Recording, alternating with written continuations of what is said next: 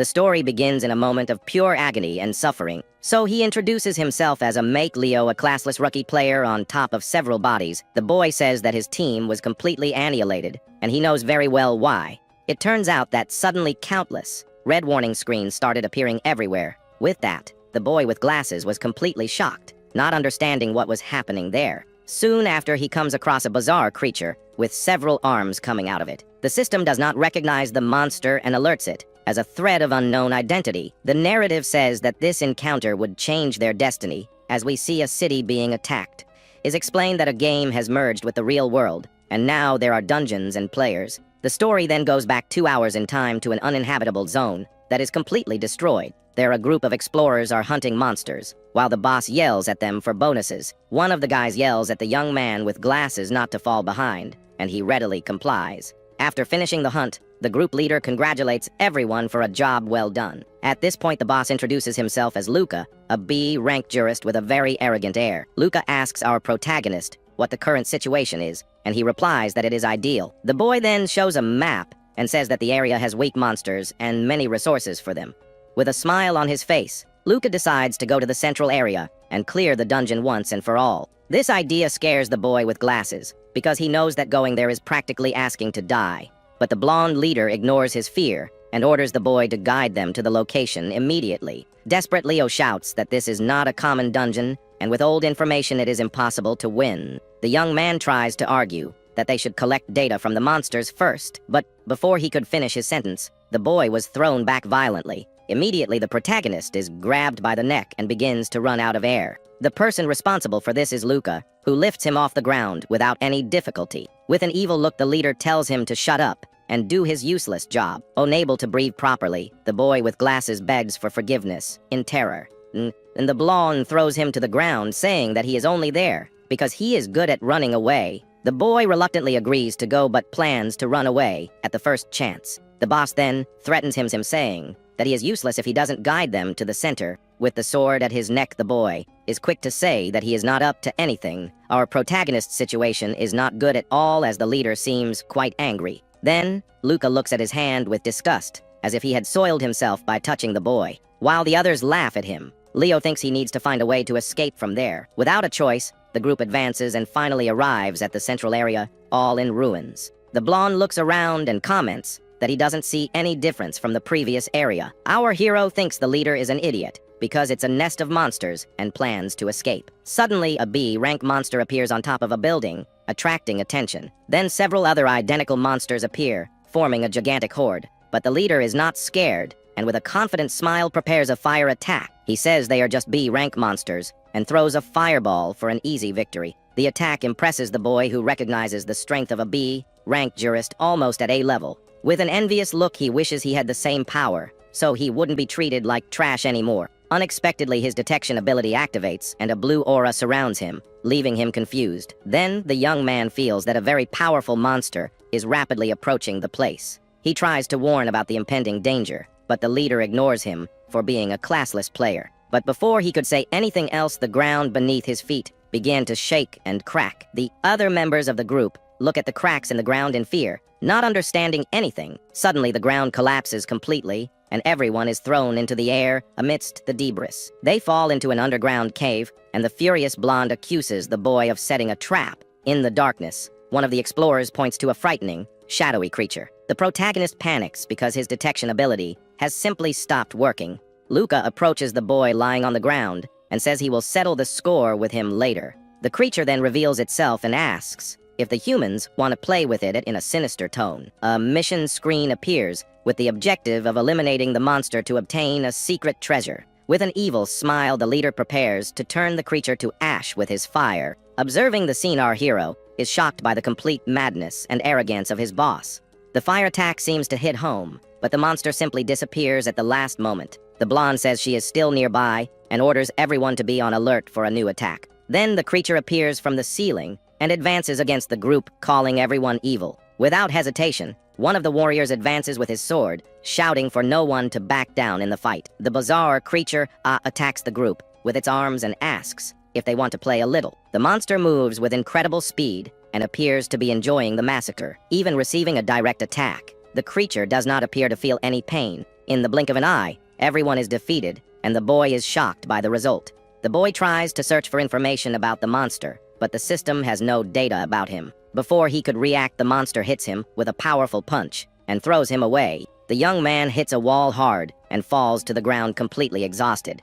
The creature then turns to the protagonist, who is the only one still conscious. With a scary look, the monster licks his finger and says he smells a familiar smell coming from it. This leaves our hero completely terrified, without understanding what she means by this. The creature approaches him and calls him daddy, leaving the boy even more confused. The boy with glasses is in total shock at the bizarre situation that is happening. In his mind, he denies the possibility of having a daughter that size, because it doesn't make sense. But the creature seems happy to have found him, and this makes the young man think of something. With a smile on his face, the protagonist realizes that he may have found a way out of this situation. The supposed daughter invites him to go home with a huge and scary mouth. The creature's hands begin to grab him, and he wonders how things got to this point. The boy tries to break free and shouts for her to listen to him and stop all this madness, but he is pulled into the creature's mouth and accepts that this will be his end. However, he ends up falling into a strange place and unlocks a secret guardian class. Suddenly, our protagonist opens his eyes, completely confused by the situation. He looks at his hand and wonders if he was devoured moments ago. Sitting on a sofa, the boy realizes with relief that he did not die and is in one piece. When he gets up, the young man recognizes the place is his old home from 10 years ago. On TV, a reporter announces that it is the 30th of January of the year 2100. With this, he understands that he went back in time 5 hours before the world changed forever. The boy then wonders if he has the ability to start his life over again. Super excited, the boy celebrates, because now he could have a perfect life. But his joy is short-lived as the bizarre creature appears right behind him, calling him. The monster says his stomach is empty, and the protagonist doesn't understand anything. Completely terrified, the boy cannot process her presence in his home. The alleged daughter says she smells her daddy and slowly approaches him. With drops of sweat running down his face, he realizes with dread that he is going to be devoured again. Then the monster girl picks him up and licks him, saying he tastes good. She holds it in her hand and asks what's for dinner, because Suzuko is hungry. The boy is paralyzed by her request and doesn't know how to react to this situation. In a panic, he runs and tells her to calm down, because he's going to prepare something to eat. Then the young man appears with a mountain of buckets of fried chicken for the girl. With a nervous smile, he says that all of this is for Suzuko, his supposed daughter. The monster girl is very happy and hugs him affectionately while looking at the food. The monster girl hugs him tightly and says she loves him very much, leaving him very scared. With a forced smile, the boy wonders if all of this is just a big hallucination. Then the supposed daughter begins to devour the pieces of chicken with incredible speed. She seems to be really enjoying the food and eats it all without stopping for a second. While she is distracted, the protagonist takes the opportunity to check his status screen. To his surprise, he realizes that he now has a unique player class. His class is Dread Guardian, and he can keep monsters and acquire their skills. The boy is shocked to see that Suzuko is B rank, even though she is in an imperfect form. With that, he wonders if with her help, he would be able to control other dungeon bosses. But a hunger alert appears, and the system warns that she can devour any living thing. The persistent hunger condition hits her, and the boy can't believe she still wants to eat. To calm her down, he decides to pet the giant monster girl's head. The young man tells Suzuko that sometimes you need to have a little patience in life. With a strange smile, he promises that he will let her eat as much as she wants later. His plan is simple: to act like a good father, so she can help him clear the dungeons.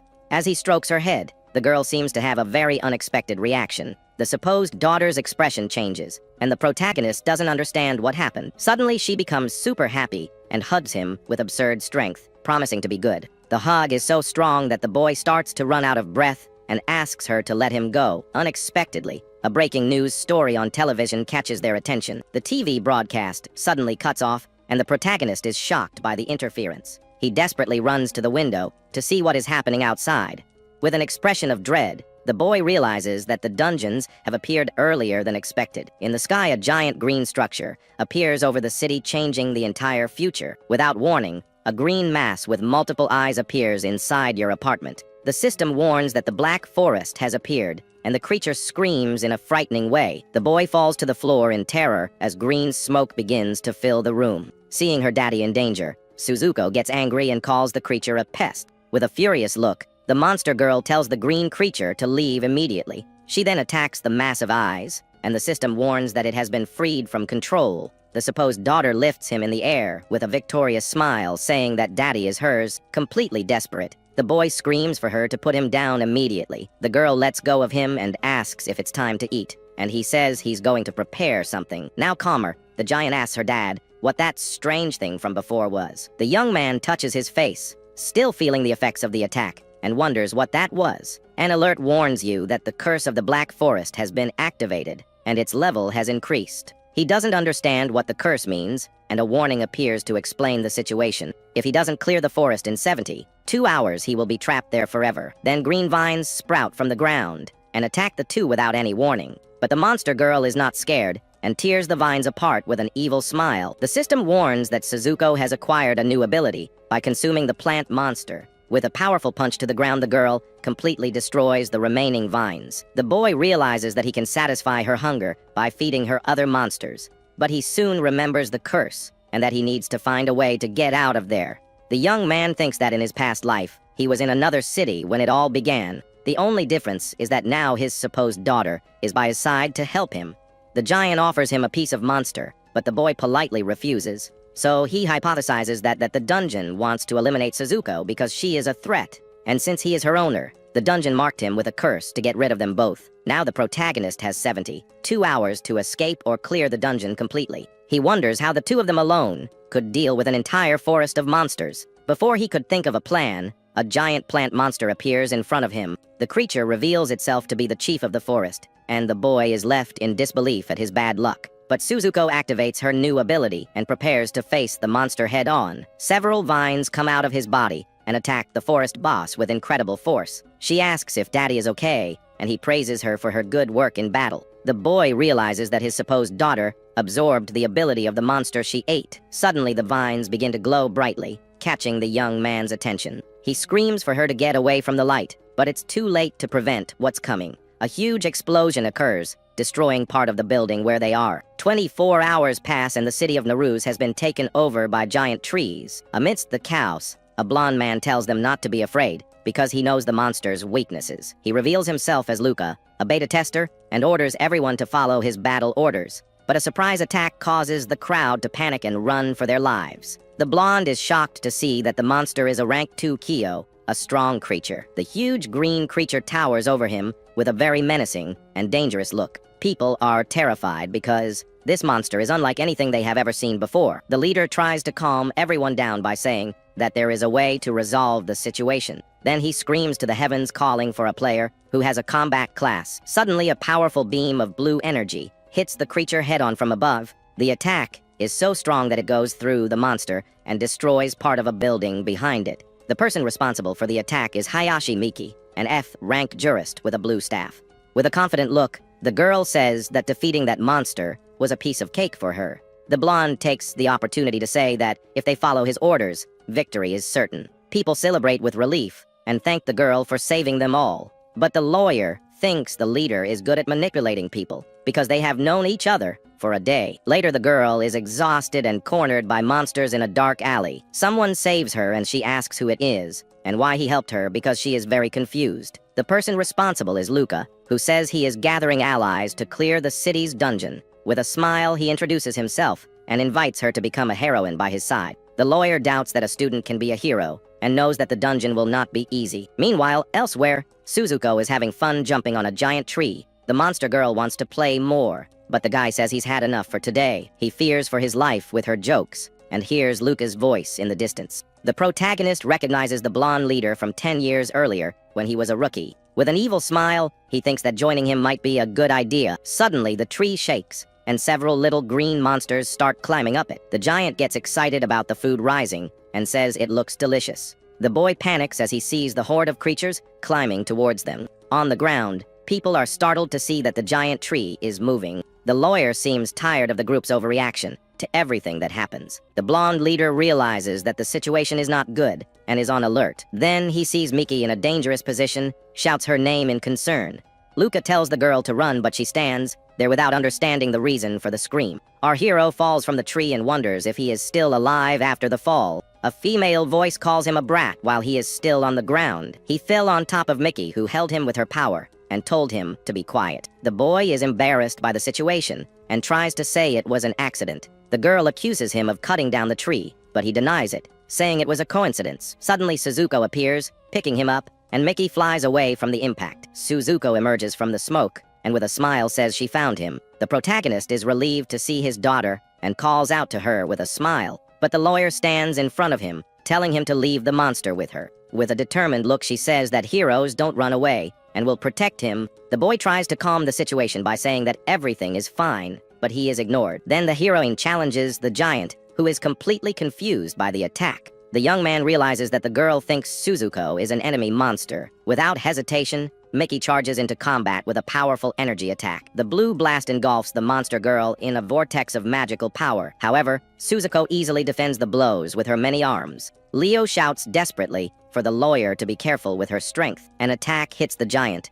but she doesn't even seem to feel the blow she received. The heroine finds an opening in the defense and prepares a special attack. With a confident smile, she manages to hit the creature squarely. The blow throws her back, and the giant asks if Daddy was worried. The boy ignores the question and runs towards the lawyer to help her. He is worried and hopes that the girl has not been hurt. Miki is passed out on the floor, but thankfully appears to be just unconscious. His daughter then asks if she can devour the girl, leaving the young man in panic. He forbids her and remembers that the lawyer is part of Luca's group. The young man thinks that, if he saves the lawyer, he can join Luca's group. But he knows the plan won't work if they find out about his daughter, so the protagonist asks Suzuko to hide for a while to help him. The monster girl doesn't understand why, and he explains that it's to find food. With a smile, he promises that, if she hides, well, he will give her something delicious. Excited by the promise, Suzuko agrees to hide and asks him to look for her. The curse mark on his body begins to slowly disappear into thin air. The boy realizes that the curse has weakened because his daughter has hidden herself. His plan is simpler: to hide Suzuko and have Luca find the boss. Miki wakes up a little confused and with a headache because of the blow. The protagonist helps her and pretends to be concerned about her well-being. The lawyer asks what happened, and he lies, saying that the monster ran away. She doesn't remember the events well, but accepts his explanation. The girl says it's dangerous there and invites him to go to a safe place. The boy celebrates silently because his plan is going as expected. He decides to use a false name and introduces himself to the lawyer as Himogen. When he shakes her hand, the giant appears and the boy is very surprised. The monster girl feels a familiar feeling coming from the heroine from before. Our hero notices his daughter's presence and tells her to follow him silently. Miki turns around and tells the boy not to separate so as not to get lost on the way. At night, the city remains under the control of giant trees and darkness. In a heady out, the blonde leader asks for a report on the search mission. One of the men says they are still looking for Miki and haven't found her. Furious, Luca shouts for them to hurry up, because without her the group would be annihilated. The others try to calm him down by saying they will find her anyway. The leader cares about the girl because her special ability is incredible. Unexpectedly, Miki arrives with our protagonist and says that they don't need to look anymore. With a smile, the lawyer greets her boss, who is surprised to see her. The blonde is very happy to see the girl safe and sound after her disappearance. With open arms, the leader welcomes the jurist back. Then he notices the boy next to her and asks if he is her younger brother. The girl says he saved her, and the young man introduces himself as Himogen. With a smile, the protagonist says he missed the blonde leader. The boy then asks to join the group and Luca accepts, shaking his hand. But the boss finds the boy's face suspicious and a little scary. With his eyes shining, he decides to use his ability to discover his identity. The system starts analyzing the young person, but he asks if he can help with anything. The leader says he likes his motivation, but the system fails to identify him. Surprised, Luca wonders why he can't see the boy's information. Numerous scan failure screens appear, leaving the boss very suspicious. With a sinister smile, Luca says he found a good job for the boy. The boss tries to scan the young man again, but the skill fails once again. With a headache, Luca wonders what the hell is going on with his powers. The giant appears and asks if he is okay while the boy tries to hide her. The leader falls to the ground scared, and without understanding the reason for the sudden pain. Miki helps him up and asks what's wrong with him. The protagonist thanks Suzuko in his thoughts for scaring the boss. Suddenly, everyone hears a very loud noise coming from outside the place. A huge explosion happens very close to their hiding place in a building. The group goes out to see what happened and comes across the factory in flames. Luca doesn't understand how that could happen and is completely shocked. In the midst of the fire, one of the giant trees begins to move strangely. The giant asks if they should run away, but the boy says to wait a bit. His detection skill is active, and he senses that the monsters are agitated. The young man realizes that the cause of their agitation is the fire from the explosion. Then he shouts for everyone to hear what he has to say immediately. The boy orders the group to get away from the flames as quickly as possible. A rank 3 wood monster appears amidst the fire, surprising everyone. The fire creature has a demonic appearance and looks quite powerful. Luca is shocked to see such a strong monster appear out of nowhere in the middle of the city. The boss wonders how the boy knows so much, and if he is also a savior. Luca imagines the young man taking his place and stealing his fame and glory. Enviously, he thinks the boy plans to steal his savior bonus. The system offers a free item to new players during the protection period. The leader believes that there can only be one savior, and that dungeon is his. He takes his sword and orders all his followers to begin the counterattack. But the fire monster attacks first and throws him away with an explosion. The force of the attack is so great that it causes a shock wave throughout the area. The lawyer says they can no longer count on Luca, and that she is at her limit. Mickey hugs the boy from behind and asks him to get everyone out of there safely. The young man realizes that the curse is weakening, but the monster continues to evolve. The creature of wood and fire becomes even larger and more powerful than before. The lawyer shouts for the boy to hurry and run away, but he is knocked down. The protagonist says he can't run away because he needs to stay and fight the monster. Suzuko can't take it anymore and says she's going to devour all the monsters nearby. The giant's hands become sharp and ready to attack without mercy. The monster girl advances towards the enemies, screaming that she wants a snack. She attacks the fire monster with her claws, and a huge explosion happens. Miki recognizes the giant as the monster that attacked her earlier in the forest. Suzuko catches the flaming monster and devours it like a giant barbecue. The giant chews the fire monster like it was nothing, leaving only the bones behind. The boy complains that even in danger his daughter only thinks about food and the curse will return. Then he sees his synchronization skill that lets him copy skills for 20 minutes. The young man wonders if other monsters will call him daddy, but they are too dumb for that. In this, he has the idea that if he can control bosses, then maybe he can dominate the one in the forest. With that, the lawyer grabs him, telling him to run away, but the boy says that this is their chance. He says he will defeat the boss while the monsters are distracted in this risky gamble. The protagonist knows that the blonde leader must have the location of the dungeon's main monster. The girl warns that if the creatures evolve, they won't have a chance, and decides to look for the boss. Miki then picks him up and speeds away from that dangerous place. In the underground ruins of the city, a mysterious creature says he has finally found them. With a touch on his face, the plant creature also calls him daddy, making everything strange. The forest chief floats above several plants with eyes while giving a very sinister laugh. There, Luca's group has already found the boss, and the blonde seems very confident of certain victory. With an evil smile, he plans to defeat the boss alone to get all the reward. Suddenly, all the members of the group start screaming in pain and holding their heads. The leader doesn't understand anything and looks at his men, completely confused by the situation. With his eyes glowing green, his allies turn against him as if they were zombies. Even so, Luca tries to remain calm and asks that no one panic at this moment. A bonus screen appears and it says that the difficulty has just increased a little for the mission. One of the men points out his level class and asks if they have any chance against the creature. With a furious look, the blonde leader calls him useless for being only a level E. The blonde boss gets angry at being ordered around and eliminates one of his own men without hesitation. With this,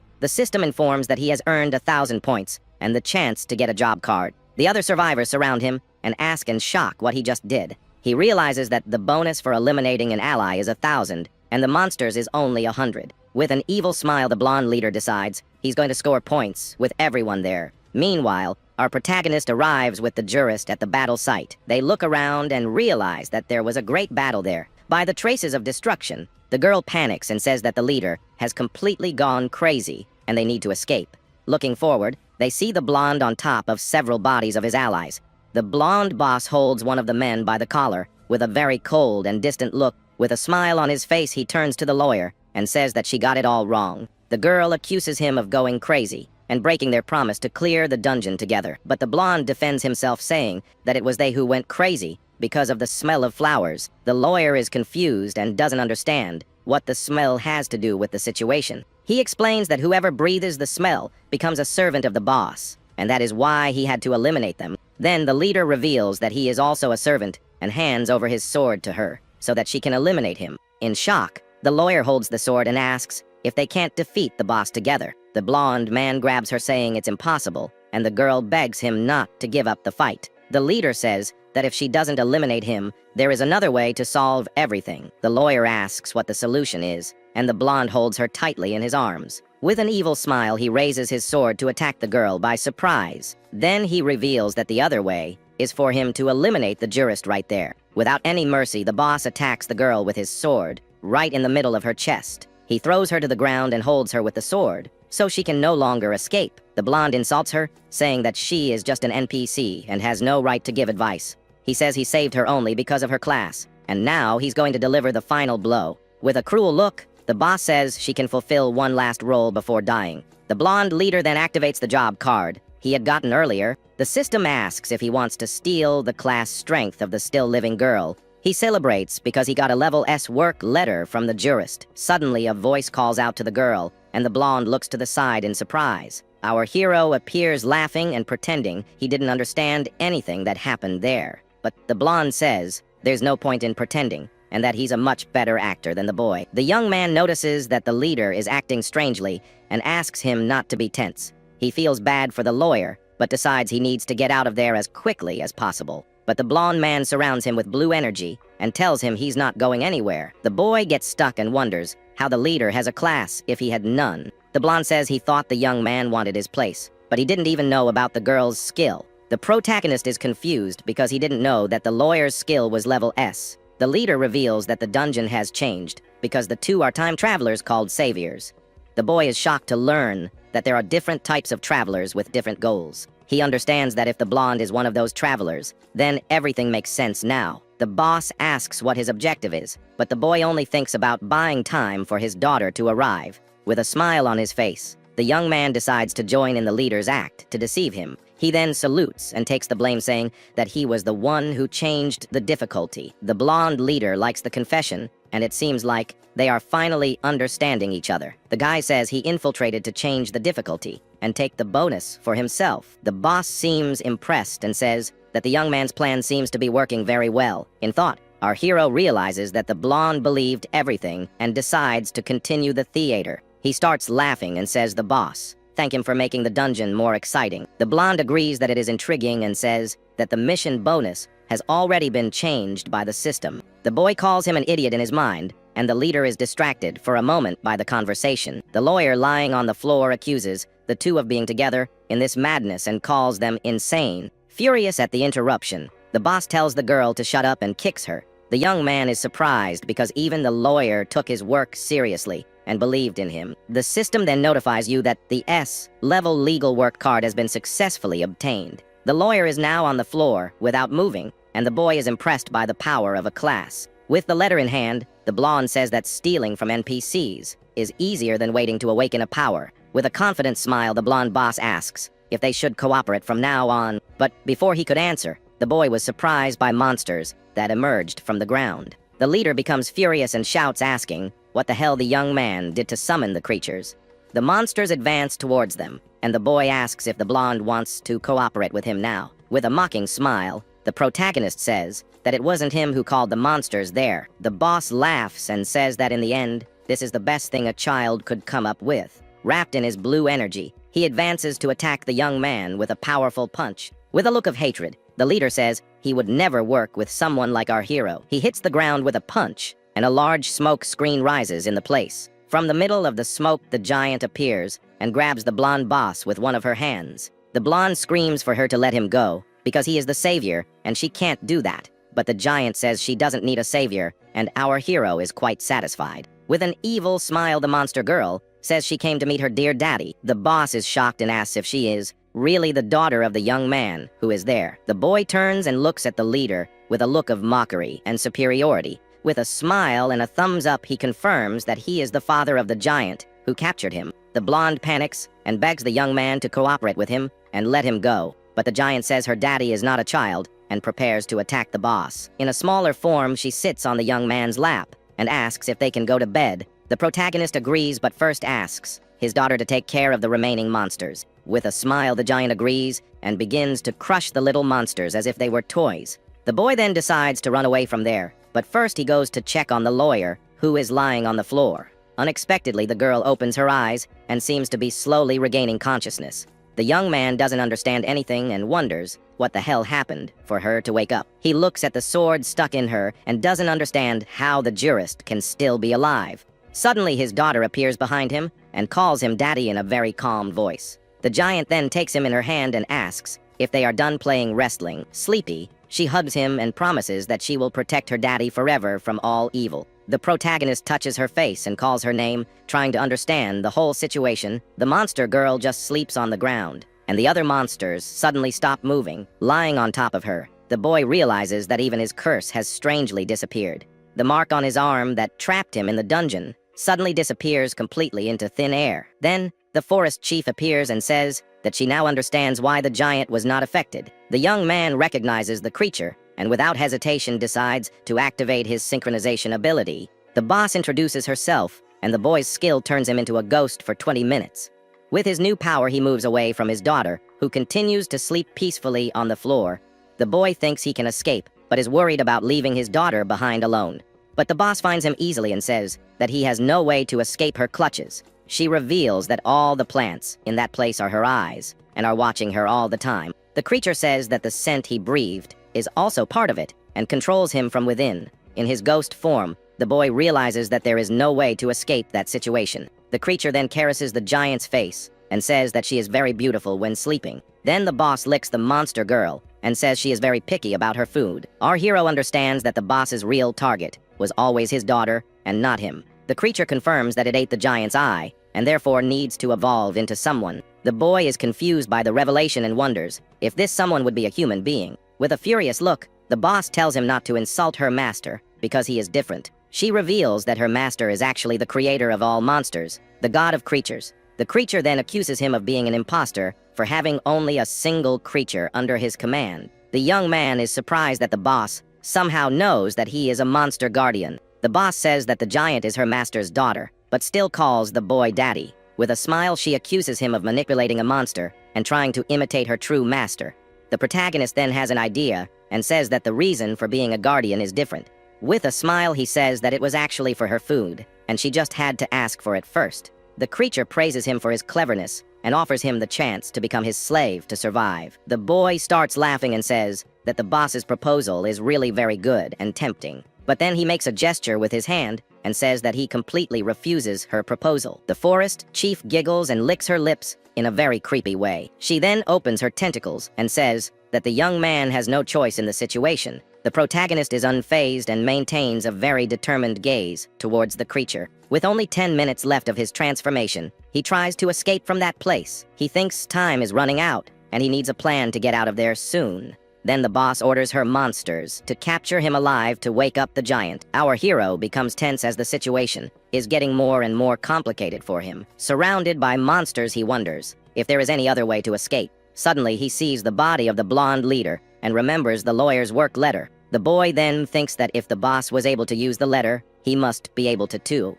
Without hesitation, he runs to the body and takes the letter that was with the blonde leader. But the system warns that he cannot awaken the class, and the young man does not believe it. At this point, his ghost transformation time ends, and he returns to his normal form. Surrounded and powerless, he decides to activate his synchronization ability as a last chance. The system then shows the skills it can use with synchronization activated. With a furious look, his left eye turns red, and he activates the Eye of Truth. The boss realizes he's using Suzuko's power, and doesn't seem to like it at all. With a red aura, the creature says that it will not allow him to use this ability. Our hero begins to feel a very strong headache because of the interference. The synchronization is cancelled, and the boss tells him to sleep and disappear into her memories. With his eyes shining with pain, the boy wonders if this is the boss's real form. The creature reveals itself to be a mass of tentacles and says that his body is now hers. A spiritual corruption alert appears, and he realizes that the dungeon is high level. He remembers that he died to Suzuko before and wonders if it will happen again. Suddenly, the young man finds himself floating in a complete, endless white void. He wakes up with different colored eyes and realizes he is still alive. The boy looks at the system screen and wonders where he ended up. Hearing a voice, he turns and sees a door where the mysterious sound came from. Without thinking twice, the boy decides to open the door to see what's on the other side. Inside, a figure stands among papers saying that it is his masterpiece. The boy scratches his head and wonders if this is some kind of projected memory. The voice continues speaking, and the boy is shocked by the words he is hearing. The figure stands up, and the young man thinks he looks like himself back then. A magic circle appears, and the man commands his great masterpiece to appear. With a bizarre smile, the scientist looks anxious, and the young man looks very apprehensive. A little girl with scars emerges from the circle and asks who she really is. The scientist then points to the girl and says that her name will be Suzuko. The little girl looks at him and repeats her new name with a very confused expression. The man extends his hand to the girl, and she accepts the gesture without hesitation. Then he hugs her affectionately and tells her to start calling him Daddy. The little girl then calls him Daddy with a very happy smile on her face. Monstrous visions of the girl appear, and the boy wonders if this is the real Suzuko. The young man then tries to calm down and realizes that he is seeing Suzuko's memories. Holding hands with the scientist, the boy realizes how different the little girl was. With a smile, the man says that she is his masterpiece and asks if she is ready. The girl is confused and asks what she should be ready for at that moment. With a heroic air, he says that she will help him save the world from destruction. Suddenly, the memory breaks into several fragments, and the boy is left without reaction. Lying on the ground, he wonders what the true objective of that mysterious man was. With a little smile, he understands that what he saw was just the beginning of the mystery. Looking at the door, he is sure that it is bait to catch him. His daughter appears in a small form and says she missed her daddy very much. Back in memory, the man says he has something new from his research to show. The scientist presents a flower in a container and says it is the whisper flower. The little girl and the boy look at the flower, and he recognizes the chief of the Black Forest. The scientist then says that something is missing for the flower to be perfect, like his daughter. The man thinks of a way to complete his creation with a smile on his face. At that, little Suzuko hugs him and offers to help with whatever is needed. She smiles and asks what she could do to help her daddy complete the flower. The young man finds the scene beautiful, but the scientist then asks him for the girl's power. The man says he can find someone else, but the girl is quick to say she will help. With an evil smile, the scientist says he wants a little thing she has at the moment. He then points to her face and asks the little girl to hand him her eye. Upon hearing this, our protagonist is completely shocked and unable to believe the man's cruelty. Without thinking twice, the girl obeys the order, and a terrible scene happens next. Suddenly, the boy feels an agonizing pain in his eye, which begins to glow red. With the eye in her hand, the little girl hands it to the scientist, as if it were nothing. All hurt, she offers her eye and asks if she was a good girl for doing that. Meanwhile, the young man falls to the ground screaming in pain because of what is happening. The scientist then praises her, saying that she is a good girl, and he is happy with the help. Holding the eye, he tells the little girl to observe the power that was contained within it. Then the man throws the eye into the container and tells the flower to consume everything. With the power of the eye, the flower turns into a giant monster, and the scientist thanks the girl. The little girl is happy and tells the creature to grow up and become strong to help. The scientist says she'll be fine, and then he starts taking other parts of her, even without her limbs. The girl says she feels no pain and even loses her memories. The scene is so horrible that our protagonist starts laughing out of pure despair. Falling to the ground, he realizes that the girl was just used as food for the monsters. Little Suzuko then calls out for her daddy while she is on the floor all bruised. She asks where he is, and the boy finally comes to his senses and talks to his daughter. The little girl calls him daddy, and the boy is surprised by the situation. With a smile on her face, she is happy that he came to visit her in that place. But the scientist appears with several monsters and says he brought the family to see her. The bizarre creatures then advance towards the little girl without hesitating for a second. Surrounded, she asks if he doesn't need her anymore, and the man tells her to play. The scientist says she is beyond repair and asks for forgiveness as the monsters attack her. In agony, the girl screams in pain and begs her daddy not to abandon her there. The boy then starts laughing and tells her not to be afraid, because he also feels her pain. He reveals that she was deceived, and that both he and the scientist are fake daddies. With this, the synchronization rate with the eye of truth reaches 50%. His eyes glow with an intense red power, and he looks ready for a fight. The young man then promises that he will become her real daddy, and the chief of the forest appears. Back to reality, he faces his boss and calls her ugly with a smile on his face. The creature is shocked and asks how he managed to regain consciousness so quickly. Angrily, she says she will show him hell once more for his audacity. But the boy is not shaken and orders the creature to come at him with everything without fear. She attacks him with red energy and wonders how long he can hold out. The young man feels the pain but says it is nothing compared to his daughter's suffering. With a determined look, he endures the attack and says that it is nothing to him. Then the boy repeats the word synchronization, and his body begins to go through a change. The system warns that triple sync has been activated, and the boy says he is back. With an evil smile, he says that if the boss wants to eat his daughter, he will eat them all. He then asks if that isn't a fair exchange and moves into attack. Without any fear, the boy begins to eliminate all the monsters that appear in front of him. With a smile on his face, he rips off the head, one of the monsters, with his bare hands. Then the boy devours the monster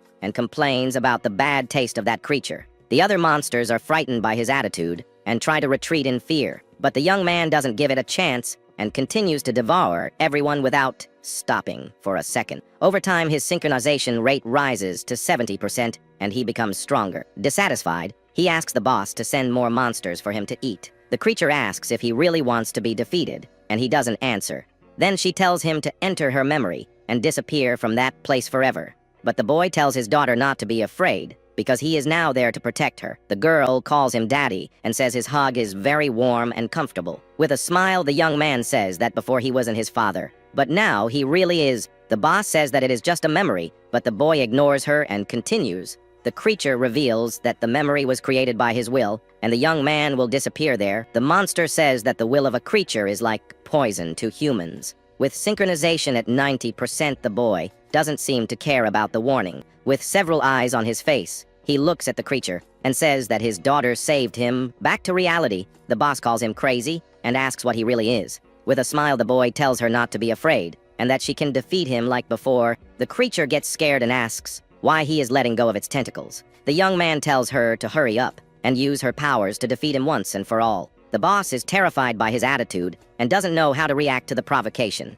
With several eyes on his face, he says he will go after the scientist and eliminate him 1,000 times over. With this, the system warns that his will overcame that of the boss, and she was tamed. The system asks him if he wants to keep the boss as his ally, and he thinks about it. The creature cannot move, and says that his will is too strong for her. The boy says that her will made him stronger, and he is grateful for that. With a smile, he asks if she won't play with him, and decides to call his daughter. The young man then calls his daughter, and tells her that she can play with the chief of the forest. The giant appears and asks who did that to her daddy, and the boy calms her down. With a thumbs up, he says that if she gets bored, she can devour the forest boss. The girl gets excited about the idea and asks who hurt her daddy. The boss says it wasn't her, but the giant knows the creature is lying. Without mercy, the giant advances and attacks the boss with all her strength in one blow. With the situation resolved, the boy runs to see how the lawyer is doing after everything. The girl wakes up and asks who he really is, because she doesn't recognize him anymore.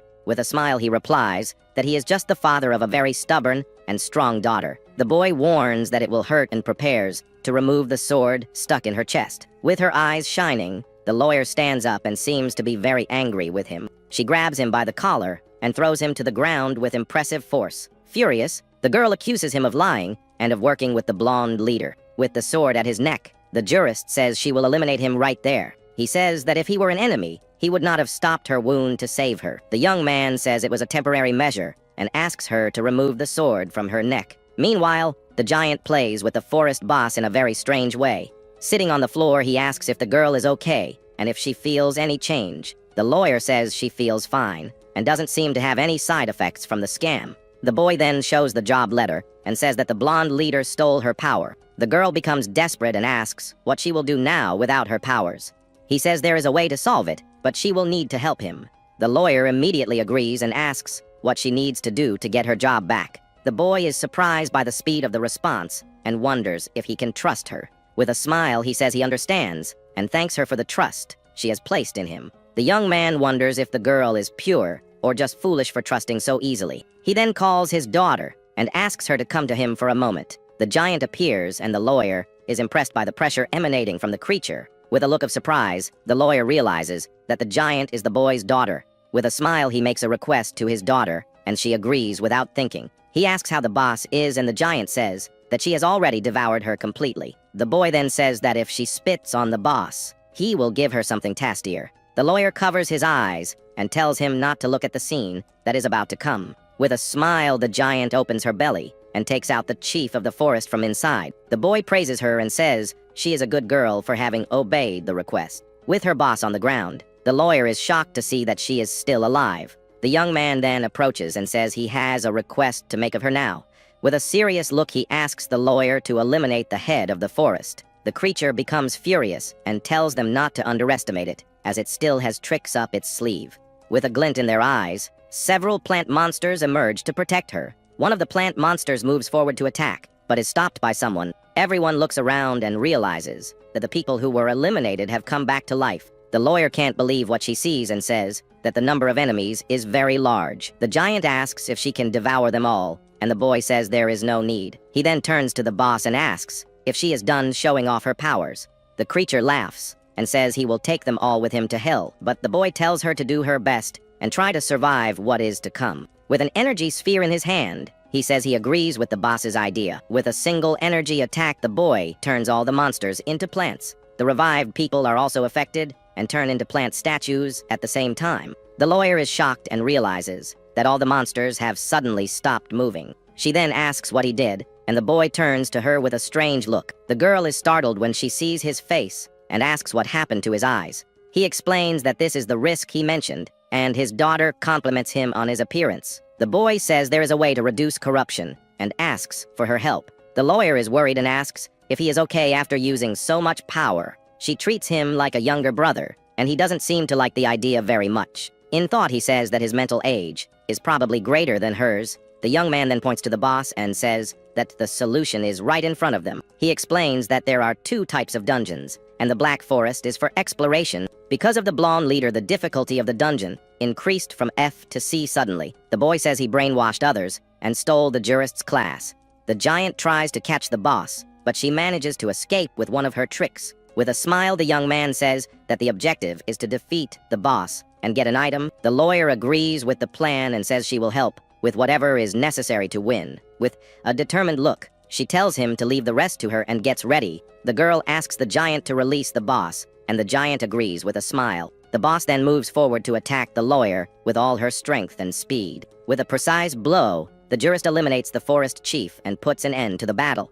The system warns that the dungeon has been cleaned, but gives an error in identifying the lawyer. With a smile, the boy realizes that the system does not recognize her without a class. The girl celebrates the victory, and the young man thanks her for her help in the final battle. He then asks to keep his identity a secret, and the lawyer agrees. The system asks if he wants to hide his information, and he accepts the option. For his new identity, the boy decides to use the name Guardian to introduce himself. With the mission complete, the system warns that it will calculate the bonuses for them. The young man says that first of all he needs to fulfill the jurist's wish first. With his hand on the boss's body, he picks up an item and says it is the monster's core. The girl asks how to use the item, and if she should eat it to absorb its power. The boy nods and says that she needs to do exactly that. The lawyer feels unwell, and it seems that the idea of eating the item did not please her. The giant asks if she can devour her, but the young man immediately stops her. With the girl in his arms, he asks if she is okay after all. He tells her to hold on tight, because he won't let her disappear there. With the core in hand, he prepares to give the item to the jurist to recover. Without thinking twice, the boy forcefully puts the core in the girl's mouth. A green energy surrounds the two, and elemental power begins to gather. A golden core appears, and the boy explains that it is worth more than 2 million. He explains that without the boss's will, the core becomes pure elemental energy. With a green aura, the lawyer floats in the air, and the boy asks how she feels. He realizes that she is being controlled by the power, and becomes very worried. Without control of her body, the girl attacks him with a green energy sphere. The giant holds him and says that the lawyer did something horrible to her daddy. She then asks if she can devour the girl, but the young man reminds her of the promise. The giant says her daddy is very kind and asks what they should do. The boy notices that her aura is different and fears being devoured if he answers wrong. He then asks his daughter to protect him if the situation becomes dangerous. With the jurist floating, the young man wonders how he will be able to wake her up.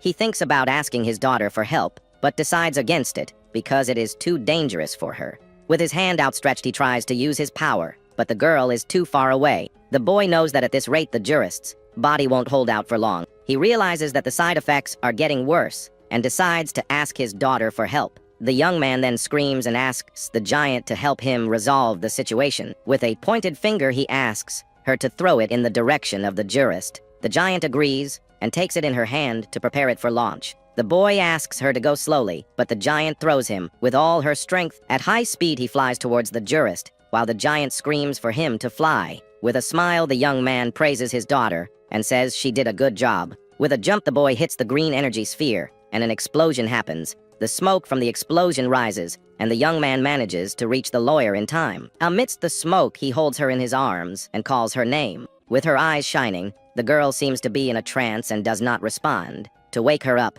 the boy decides to slap her hard across the face. The lawyer finally wakes up and asks what happened without understanding anything. With shame, she realizes that her body is covered in vines and becomes embarrassed. The boy tells her not to worry because he didn't see anything wrong. The girl notices his hand and asks if the spiritual corruption has progressed. The giant appears and threatens the lawyer, saying that she will not forgive her for the slap. The young man tells his daughter to calm down and that the girl is a friend of his. He then throws the work letter to the lawyer and tells her that she can now use it.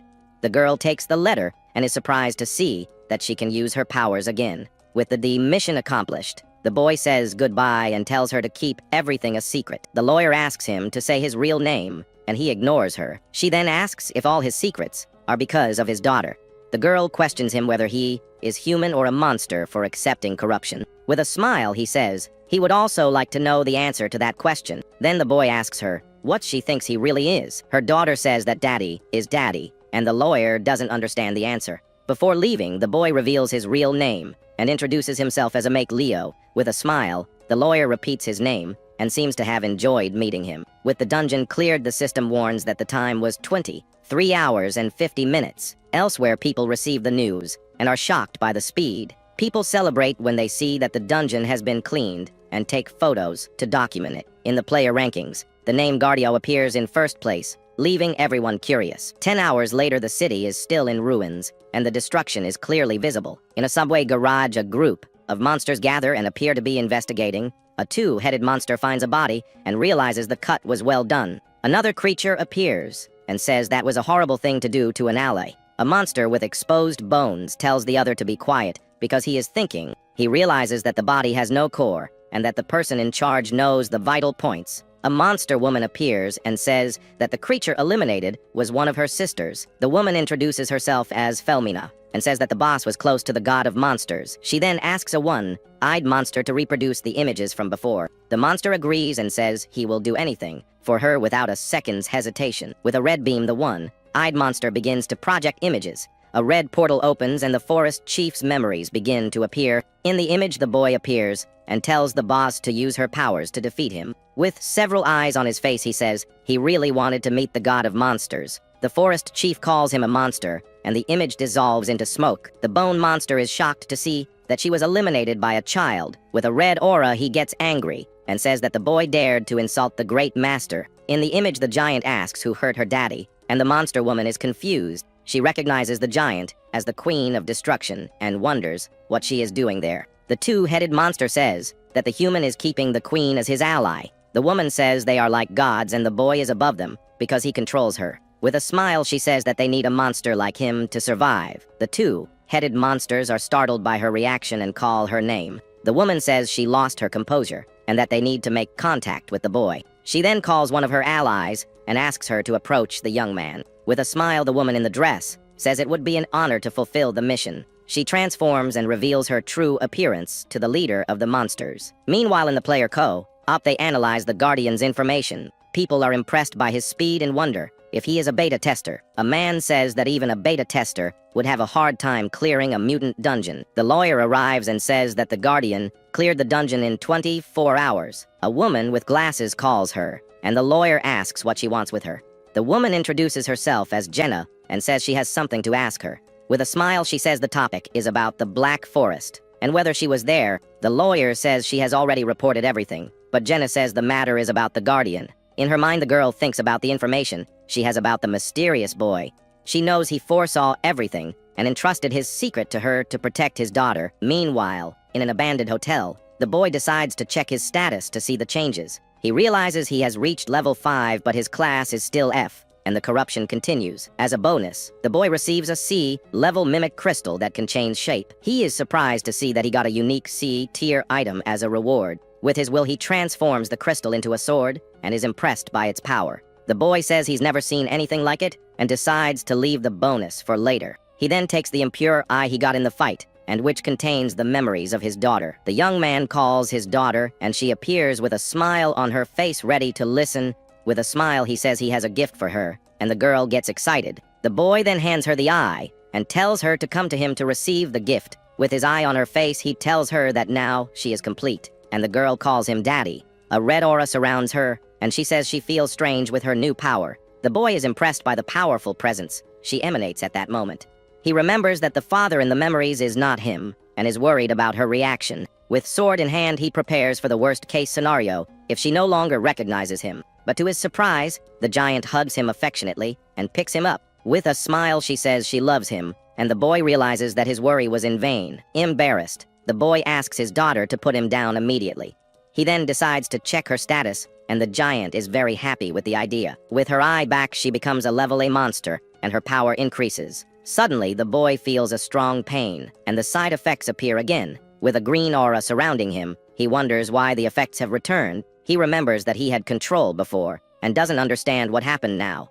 The young man then faints, and his daughter calls him by name. Worried about him, she holds him in her arms and asks what's wrong with him. All of a sudden, fallen to the ground, the boy seems to have fainted due to the excess of power. The giant notices that he is sleeping and wonders if he has become very tired. She notices the wound on his hand and the green aura that still surrounds him. With a sad look, she apologizes for not having protected him in battle. The giant then puts him to bed and wishes him to get better soon so he can play. In a dream, the boy sees himself as the scientist, and little Suzuko asks what he does. The little girl asks what a utopia is, and the scientist pets her. With a smile, he says it's a place where everyone can live happily ever after. In her bed, the giant watches the boy sleep with a very worried look. She holds his hand affectionately and seems to be caring for her daddy. With his eyes closed, he says he remembers everything now and wakes up. With tears in her eyes, the giant says that daddy is daddy, and she is Suzuko. With a smile on his face, the boy wakes up and realizes he survived the night. Sitting on the bed, he remembers that he fainted because of the pain of corruption. Suddenly, black tentacles appear, and the boy is surprised by their appearance. Several heads of his daughter appear and ask if he is okay now. Guy is shocked by the sight and wonders what the hell is going on. The giant appears upside down and calls him daddy with a smile. He notices that his hand is getting worse and that he has started hallucinating. To control corruption, he sits on the floor and begins to meditate. With his eyes glowing green, he concentrates to control his will. Little by little, the mark on his hand begins to diminish, and he feels better. The boy realizes that he can use meditation to control willpower. His daughter hugs him and calls him daddy in a very affectionate and cute voice. With a smile, she says she is hungry, and the boy doesn't know what to do. He then remembers the previous group and asks if there are any monsters left.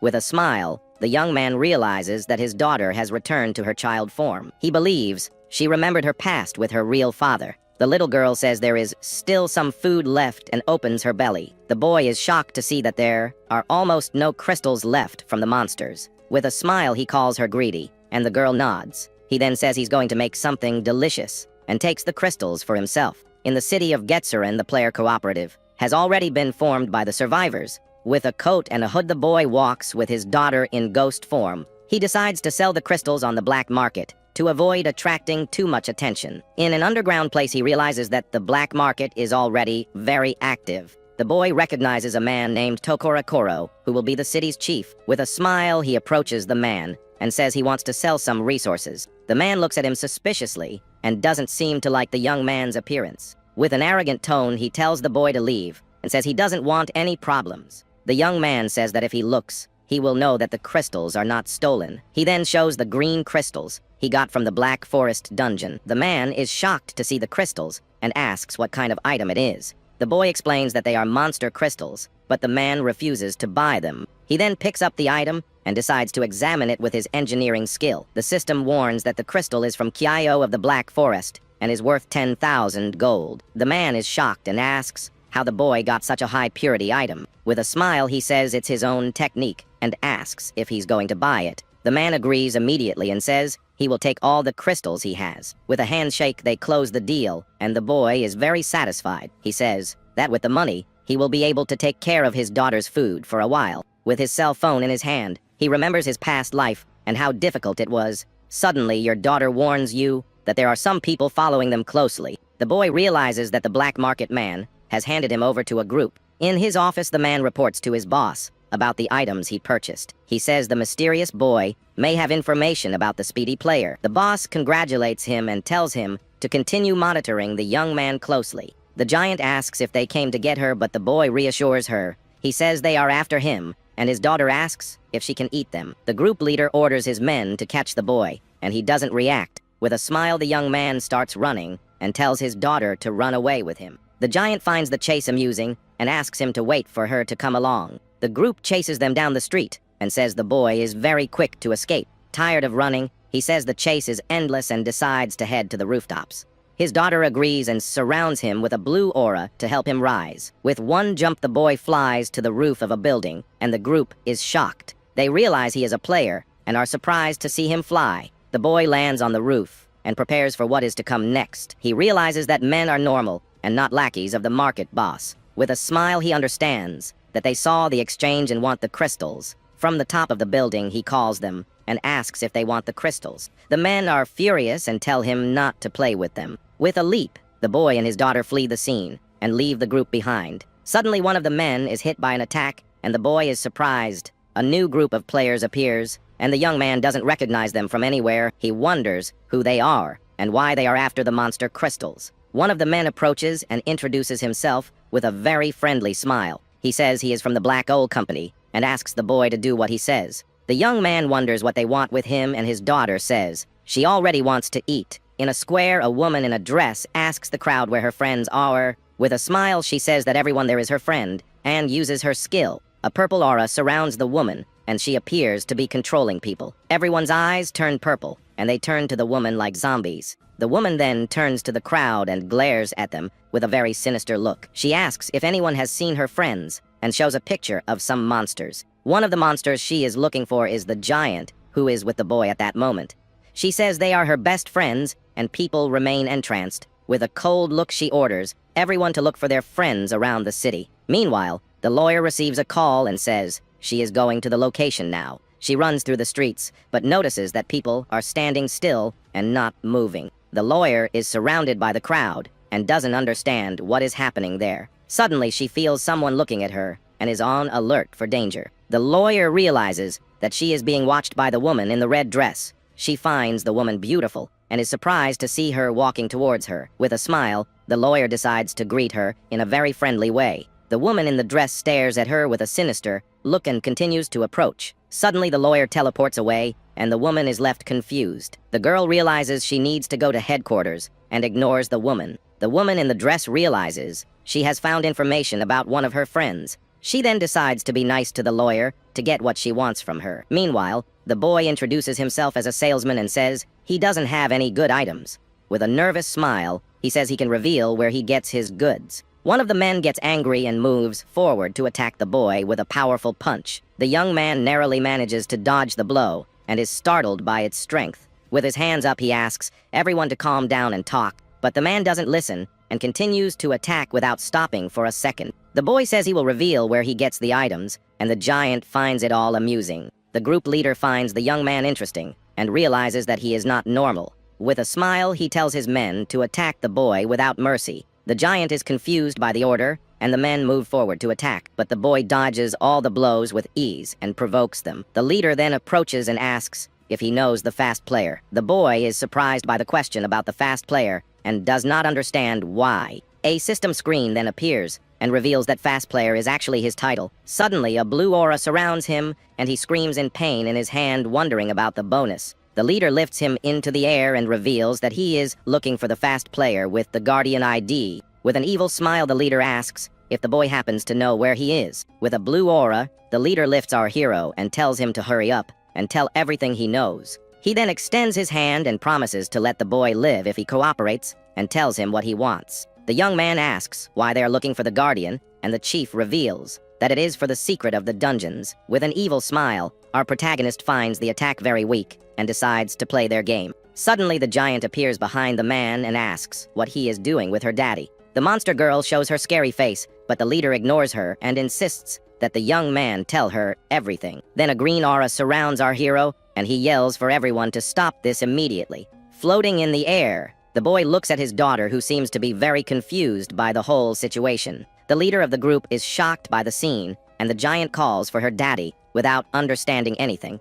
The leader points at him and asks what he did, and one of the men calls him a show off. But the other henchmen notice something strange and point to the young man's face, quite frightened. The giant then hugs him and calls for his daddy, and the boy says that everything is fine with him now. He apologizes, because that almost revealed his daughter, and says he doesn't like to talk about that player. The leader gets angry with the answer and says the game is over and the fight will be for real. With this, men use magical amplification to increase their combat powers. With a furious look, the chief orders his men to finish off the boy once and for all. Without hesitation, the group advances at high speed towards the young man to attack him with everything they have. Our hero realizes they used a speed boost and finds the ability quite problematic. A hunger alert appears and your daughter complains, but the young man asks her to hold on a little longer. Then he faces one of the men and realizes he needs to get food for his daughter soon. The boy is surprised by the man's speed, but manages to dodge the blow by a hair's breadth. The attack is so fast that the young man is thrown back without a chance to react to the blow. Surrounded by men, he realizes that there is no way to escape and decides to fight seriously. With several eyes on his face, he creates a sphere of energy and says that now it is easier. He then launches a spiritual attack that hits all men at the same time. The leader is shocked and the others cannot move because their bodies do not obey. But the boy feels the side effects and realizes that his daughter is close to starving. He then approaches the boss and demands that he hand over a monster item to him. With a furious look, the leader tells the young man not to think that the battle is over. Then the boss activates a magic circle and prepares to use a powerful skill. The attack impresses the protagonist, who recognizes the power of the boss's ability. With a smile, he asks his daughter for help and says that the leader has plenty of food for her. Excited by the idea, the giant advances to help her father in the battle against the group. The leader then mocks the boy and asks if he has finally learned his lesson. But the giant blocks the attack with her hand, and the young man thanks her for her help. With the situation resolved, he asks the leader about the monster items he has. With a smile, he warns that if they have nothing, they will all die right there, fall into the ground. The leader says he has items and begs the young man not to eliminate him. The boy picks up a monster arm and says it is an expensive item and asks if he can keep it. Your daughter then devours the item, and the system notifies you that her hunger level is recovering. The leader of the group is terrified by the scene and fears that the boy might eliminate them. With a smile, the young man says that they are offering 6 million for information about the player. The leader confirms the value and our hero pretends not to have any information about it, but he doesn't want to raise suspicions and says he despises the mysterious player. With drops of sweat running down, the boss asks why he hates him so much. With his face corrupted, he reveals that his appearance is the fault of the fast player. Pointing to his eyes, he asks if the leader also wants a bonus equal to his. Terrified by the idea, the boss immediately denies it and backs away in fear of the boy. Suddenly, your cell phone rings, and the leader receives an emergency summons. Our protagonist comes closer to look and realizes that it is for all players. A red light appears in the sky, and the chief wonders what happened in the city of Getcheron. The young man finds the situation interesting and decides to go with them to see what it is like. With a smile, he turns to the leader and asks if there is a problem with that. The boss immediately denies it and says it would be an honor to have the boy with them there. Elsewhere, the city mayor watches a crack open in the sky over the city. He says it is not yet time to evacuate as the situation is under control. Unlike other times, now they have a group of strong players to fight. Our hero analyzes the rift and thinks it is an incomplete or large-scale dungeon. Suddenly, his daughter appears behind him and calls him daddy in a very calm voice. With a creepy smile, the giant says she smells family nearby. Surprised, he wonders if his daughter really has a family somewhere out there. He questions the giant, and she confirms that she smells family coming from that place. The young man finds it all interesting and decides to investigate the meeting order to find out more. The leader approaches and says that the situation in the dungeon is different from the information they have. According to the data, the dungeon has the power to annihilate everything, but he does not feel this force. The guy asks if it's okay to leak information, and the boss smiles at him. He says it's a way of apologizing for the disrespect he showed before, and the young man accepts. In his thoughts, he remembers that 2B-level dungeons appeared in his past life. One of them was in the city of Naruz, and the other in Getcheron, where they are now. The leader of the group praises him for his knowledge and introduces himself as a kutsu to the boy. A kutsu says the company has also invested in some of the players who are present there. A pink-haired B-level girl named Aura appears, catching everyone's attention.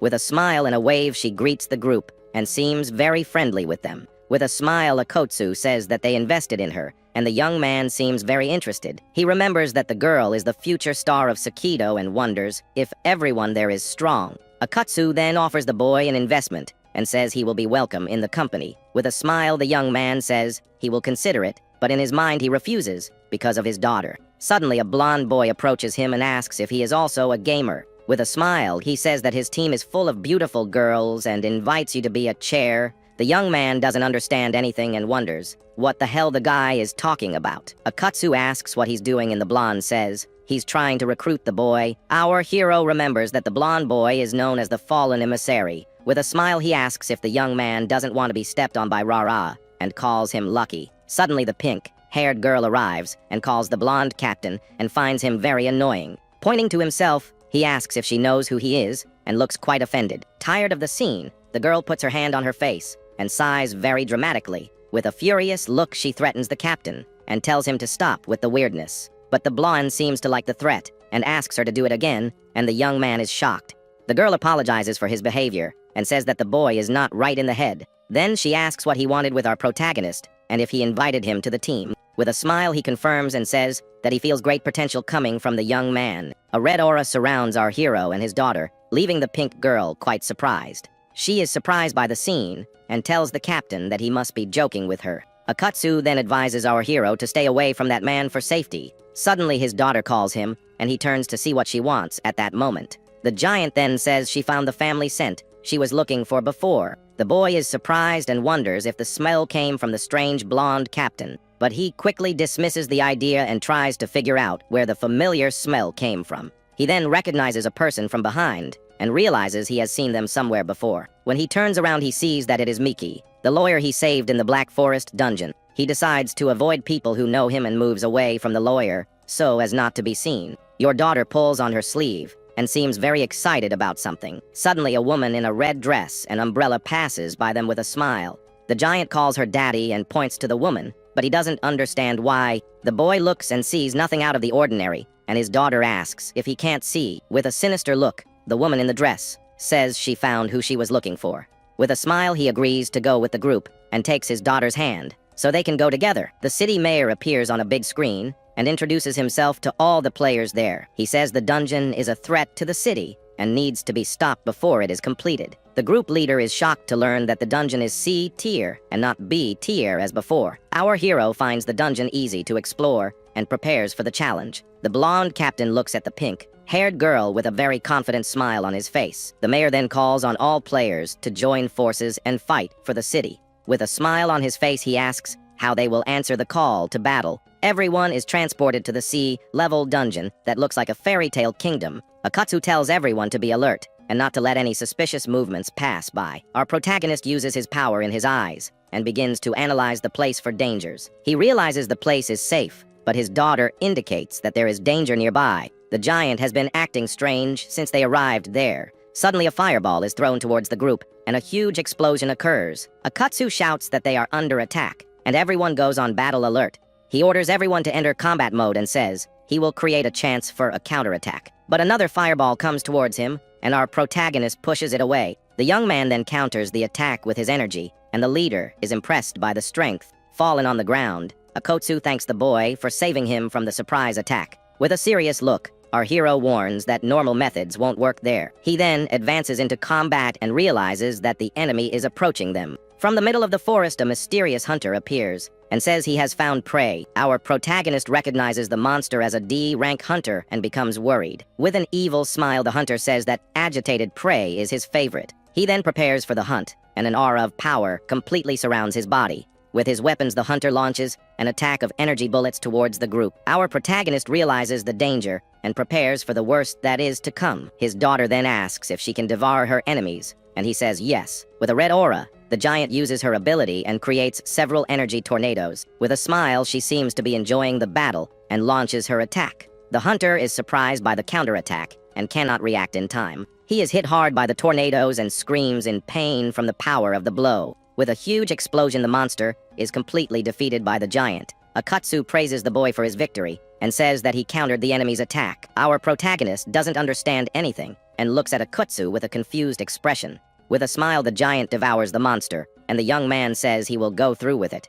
Akatsu says he can't compare to him and lets him keep the monster's remains. Looking at the castle, he asks the young man what they should do next. The boy thinks his daughter's condition is unstable, and exploring the forest is a risk. He decides to meet up with other teams, because someone must know the route to the location. Akatsu agrees with the idea, and says they need to take good care of the young man. In his thoughts, he knows he needs to build a good relationship with the boy. Elsewhere, Akatsu's boss tells him to keep an eye on our protagonist. The boss says that the young man knows his secret, and that this is only temporary. Akatsu then asks if he should plan to eliminate the boy, and the boss questions his ability. He says the young man knows too much and his job is to find out who is behind him. With a red aura, the boss threatens Akatsu and says he will be discarded if he is useless. Back in town, the dungeon rift begins to become active and more unstable. The mayor's assistant warns that there is new activity in the rift and asks for a report. She informs that 6 teams of 10 people are working to clear the dungeon. The situation is under control, but there have already been some fatalities during the mission. Suddenly, Lawyer Mickey appears and calls for the mayor and his assistant Jenna. With a determined look, she asks to be let into the dungeon to help. The mayor denies it and says she is a valuable resource and should be on standby there. In her mind, the lawyer knows that our hero is in the dungeon and fears an incident. She decides to use Luca's story to warn about a possible imposter in the dungeon. The lawyer warns that the boss may undergo a change, and the dungeon may appear earlier than expected. Back at the dungeon, the blonde captain asks if Ra has discovered anything about the place. Sitting on it, the girl complains that her back is at its limit, and the others laugh at the scene. With a furious look, she tells the captain to shut up and reminds him that he asked for it. She then focuses and activates her detection ability to look for something. Waves of pink energy spread through the forest in search of what she is looking for. Your ability finds a group of hunters hidden in the trees of the forest. With her eyes glowing, she launches a spiritual attack to eliminate them all at once. The pink attack hits the hunters hard, and they scream in pain from the blow. Lying on the ground, one of the hunters wonders what the hell that attack was. One of the girls asks if she's okay, and Rara says she needs to rest a bit. She says she used a lot of power and the place has a different feel than usual. Holding a stuffed rabbit, she says she wants to hurry up and see her sister. In her mind, she remembers a little girl who gave her the rabbit as a gift. The girl says that her daddy taught her how to make the rabbits and asks if Rawa is okay. In her imagination, she sees the little girl and the woman in the dress together with a man. With an evil smile, the man says he found them first and that they are his. Back to reality, Arai is irritated by the memory and seems very determined to fight. With a furious look, she draws her sword and prepares for the battle to come. With a pink aura, she says she is now at full strength and tells the group to advance. The blonde captain laughs at the scene and wonders who the real leader of the team is. Elsewhere in the forest, the woman in the red dress floats on a dark power. With a purple aura, she moves forward and seems to be looking for something or someone nearby. She says she's back and that the cost was high, but it was worth it. Looking at her dress, she complains that her clothes are a mess after all. She then comes across a group of defeated players in the middle of the forest. With an evil smile, she extends her hand towards the bodies lying on the ground. A purple energy surrounds the players, and they begin to slowly rise up. One of the men wakes up, and the woman asks if he is not already dead at that moment. With her power, she revives all the players and invites them to meet her friends. Suddenly, she stops and looks to the side, as if she sensed something nearby. A huge explosion happens, and the woman is surprised by what she sees. A group of players appears and realizes that the enemies are very strong and powerful. A mysterious hunter says it's time for a hunt, and his companions appear. The C-rank hunter captain introduces himself and asks who will be the next to die. He then advances towards a player and attacks him with his weapon, without mercy. With a huge explosion, the player is completely defeated by the hunter captain. With a look of hatred, he turns and looks for his next prey to hunt. Terrified by the scene, one of the men turns around and sees a silhouette behind him. Our hero tells him to calm down, because compared to his daughter, that is nothing. With the giant sleeping on his back, he hopes she wakes up soon to help him. The hunter says they are unlucky to have crossed his path that night. Suddenly, a new creature appears and attacks the hunter captain without any warning. The hunters says the little creature has lost its patience, and they will be its dinner. Akatsu asks what to do, and our hero tells him to focus on the main hunter. The hunter tells the creature to eat as much as it wants and orders it to attack without mercy. With glowing red eyes, the monster opens its mouth and prepares to attack. With incredible strength, the creature begins to suck up everything in front of it. Our protagonist orders Akatsu to aim at the monster's mouth to try to stop it. But Akatsu is pulled into the air and realizes he can't use his spiritual power. With no other option, our hero decides to use his ace up his sleeve to resolve the situation. He transforms his sword into a bow and prepares for a powerful attack. With a green energy arrow, he hits the monster squarely and makes it retreat. The wind pressure is so strong that the young man is thrown backwards by the impact. Suddenly, the woman in the red dress holds him in her arms and greets him. Our protagonist doesn't understand anything and wonders who that woman is. The hunter captain is irritated by the interference, and the woman looks at him with contempt. The young man realizes that the hunters are still alive and prepares for battle. Furious, the hunters advance towards the woman and call her a busybody. She then offers to eliminate the hunters for our protagonist without hesitation. With a determined look, the woman says she will do anything the young man asks. Our hero is startled by her attitude and wonders if she is referring to his daughter. With a smile, he realizes that he can use the woman to defeat the hunters. He then asks her to take care of the hunters, and the woman gladly accepts. She introduces herself as Amdol, a member of the Apparition Association, and hopes to get along with him. With a purple energy attack, the woman eliminates one of the players she revived. The other revived players are left confused and are then eliminated. The leader of the revived players calls her a friend and asks how he can help her. With an evil smile, the woman looks at the players and calls them friends. She then asks them to take care of the other companions, and they obey immediately. The hunter captain orders his men to retreat and prepare for combat. One of the revived players attacks a hunter and screams in pain from the blow. Back in the city of Getzeron, the mayor walks worried about the situation. He knows that the lawyer Mickey also entered the dungeon and hopes that everything works out. Suddenly, your assistant Jenna comes running in, says she has some serious news. She reveals that the players registered as dead all revived at once. The mayor is shocked by the news and cannot believe what he is hearing. Back in the dungeon, the revived players attack the hunters and call them friends. The hunter captain is surrounded by the revived players and calls them friends. The woman in the red dress welcomes the new friends she has revived. Our protagonist wonders if the revived players are actually alive. With an evil smile, the woman confirms that they are alive because they are friends. Akatsu and his group realize that the woman has the power to manipulate the dead. Our hero turns to Akatsu and pretends not to know what he is talking about. With a drop of sweat, he realizes that the group cannot see the woman. The woman then offers to help him with anything else he needs. He asks why only he can see her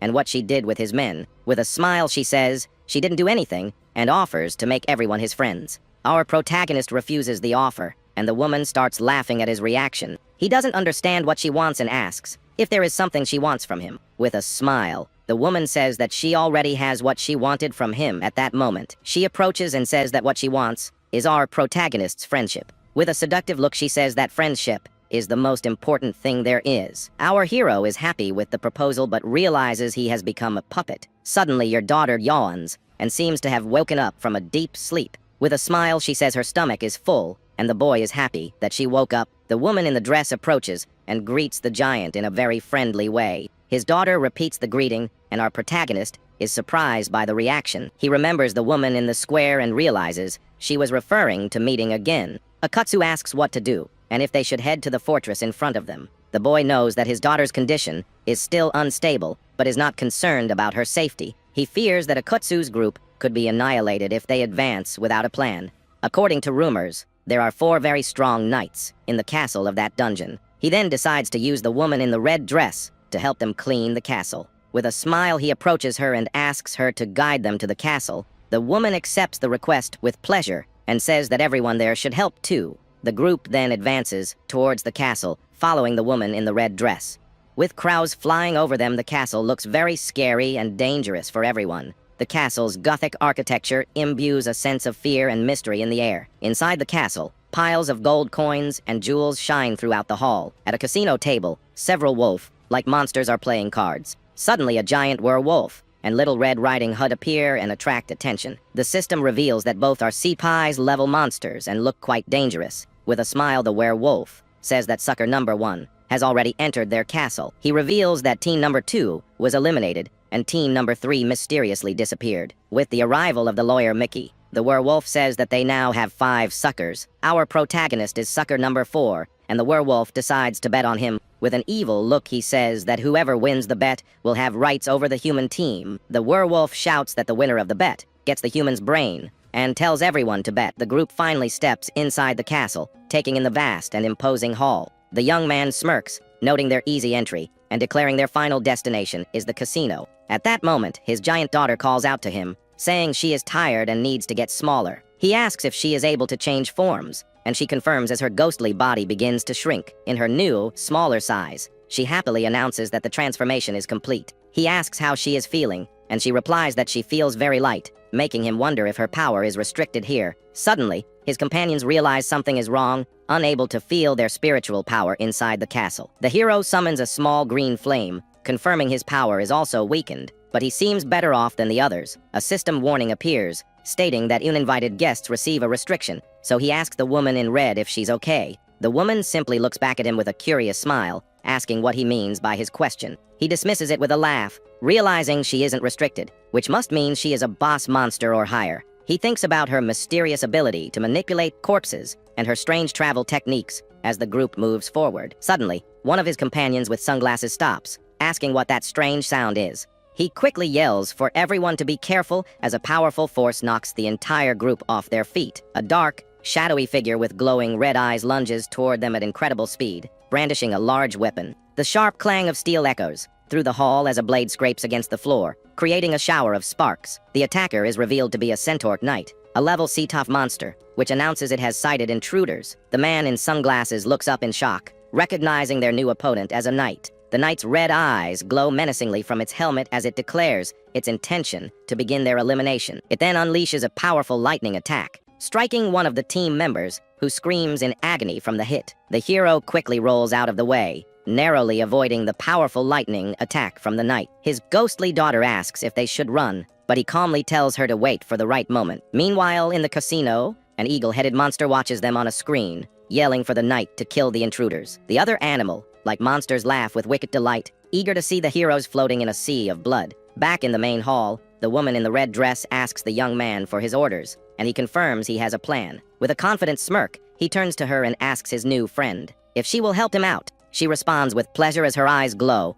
and a powerful purple aura erupts from her body. In the casino, one of the werewolf monsters stares at the screen in utter shock and disbelief. He recognizes her as Her Highness, Monster Queen Doll, and wonders why their leader is with the intruders. Her purple energy spreads to the revived players, and she calmly tells them to help everyone out. Their eyes glow with the same purple energy as they raise their guns, turning their aim toward the knight. The centaur knight ignores the new threat and continues its high-speed charge toward the group, but the monster queen effortlessly blocks the attack with a massive red energy shield, commenting on its hardness. She floats gracefully in the air, admitting with a smile that she loves powerful opponents like this one. The knight is suddenly caught off guard as her purple tendrils of energy begin to wrap around its armored body. It lets out a cry of pain, struggling helplessly against the overwhelming force constricting it. With a wicked smile, the woman invites the struggling knight to come and be best friends with her. The knight recognizes her as His Highness and asks why she is here, to which she replies that he found her out.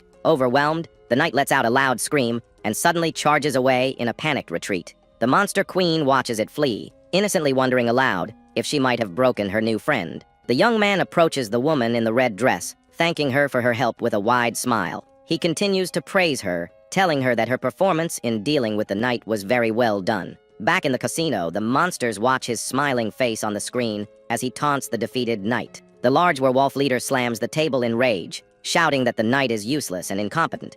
He clenches his fist tightly, furious about this unexpected development, and demanding to know what is happening. A lion-headed monster grows impatient, demanding the werewolf explain why their ladyship helped the outsiders. The werewolf nervously suggests their ladyships are strange and that she is probably just making toys out of the humans. The lion monster accepts this possibility, admitting with a sweat drop that she is as terrifying as ever. Another monster points at the screen, telling the others to watch as their highness turns the intruders into her toys. Meanwhile, the hero believes that with this woman's help, clearing the rest of the dungeon will be easy. Suddenly, the woman starts laughing hysterically as a dark, powerful aura erupts from her body. She seems lost in a state of bliss, saying his smile makes her feel nostalgic and incredibly happy. Her eyes glow an intense red as she eagerly demands that he show her more of that smile. A powerful vortex of dark purple energy bursts from her, swirling violently through the entire hall. The hero looks on with concern, realizing her behavior has suddenly become very strange and unpredictable. In the casino,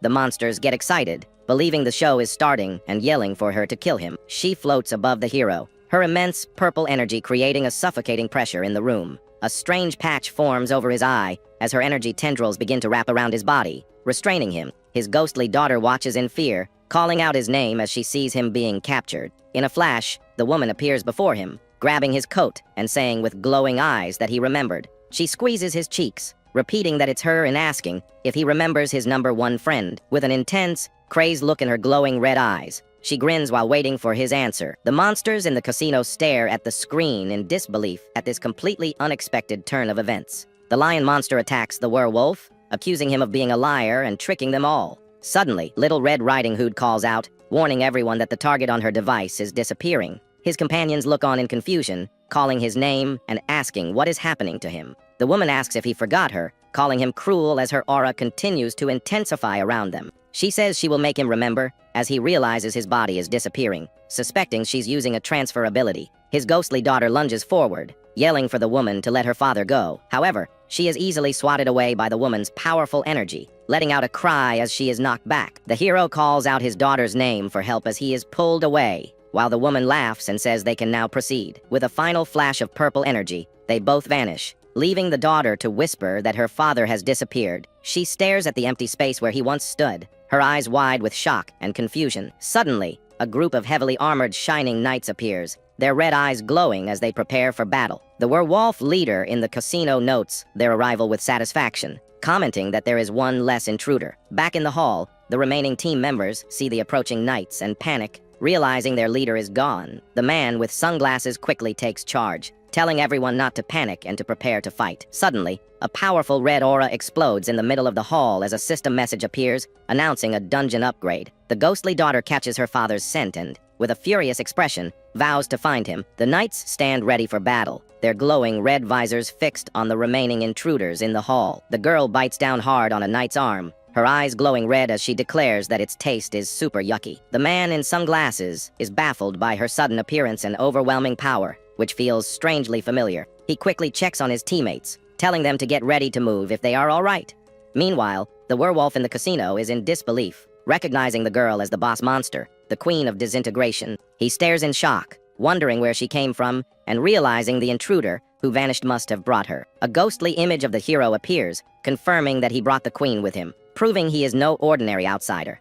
Back in the new location, a swirling vortex of purple energy fills the grand hall where the hero and woman have appeared. She gently takes his hand, her touch sending a jolt of energy through him as they stand together. He asks where they are going, and she replies that she will help him remember his past. With a confident smile, she looks at him, promising to help him recall everything he has forgotten. He nervously wonders if she is mistaking him for someone else, denying that it could be possible. She gets closer, accusing him of playing dumb and pointing out he appeared with his child and surpasses the monster god. She explains that his smile made her remember him, and that he is unmistakably Suzuko's father. He realizes she also has a connection to his daughter's father, but knows he is an imposter and fears what will happen if she finds out. The woman then directs his attention to a large throne at the end of the hall, asking if it looks familiar. On the throne sits a doll-like figure in a red dress with a crown, which she explains is her real body, the first friend he created. He stares in confusion, sweating nervously as he realizes there's no way he could know the name of her body.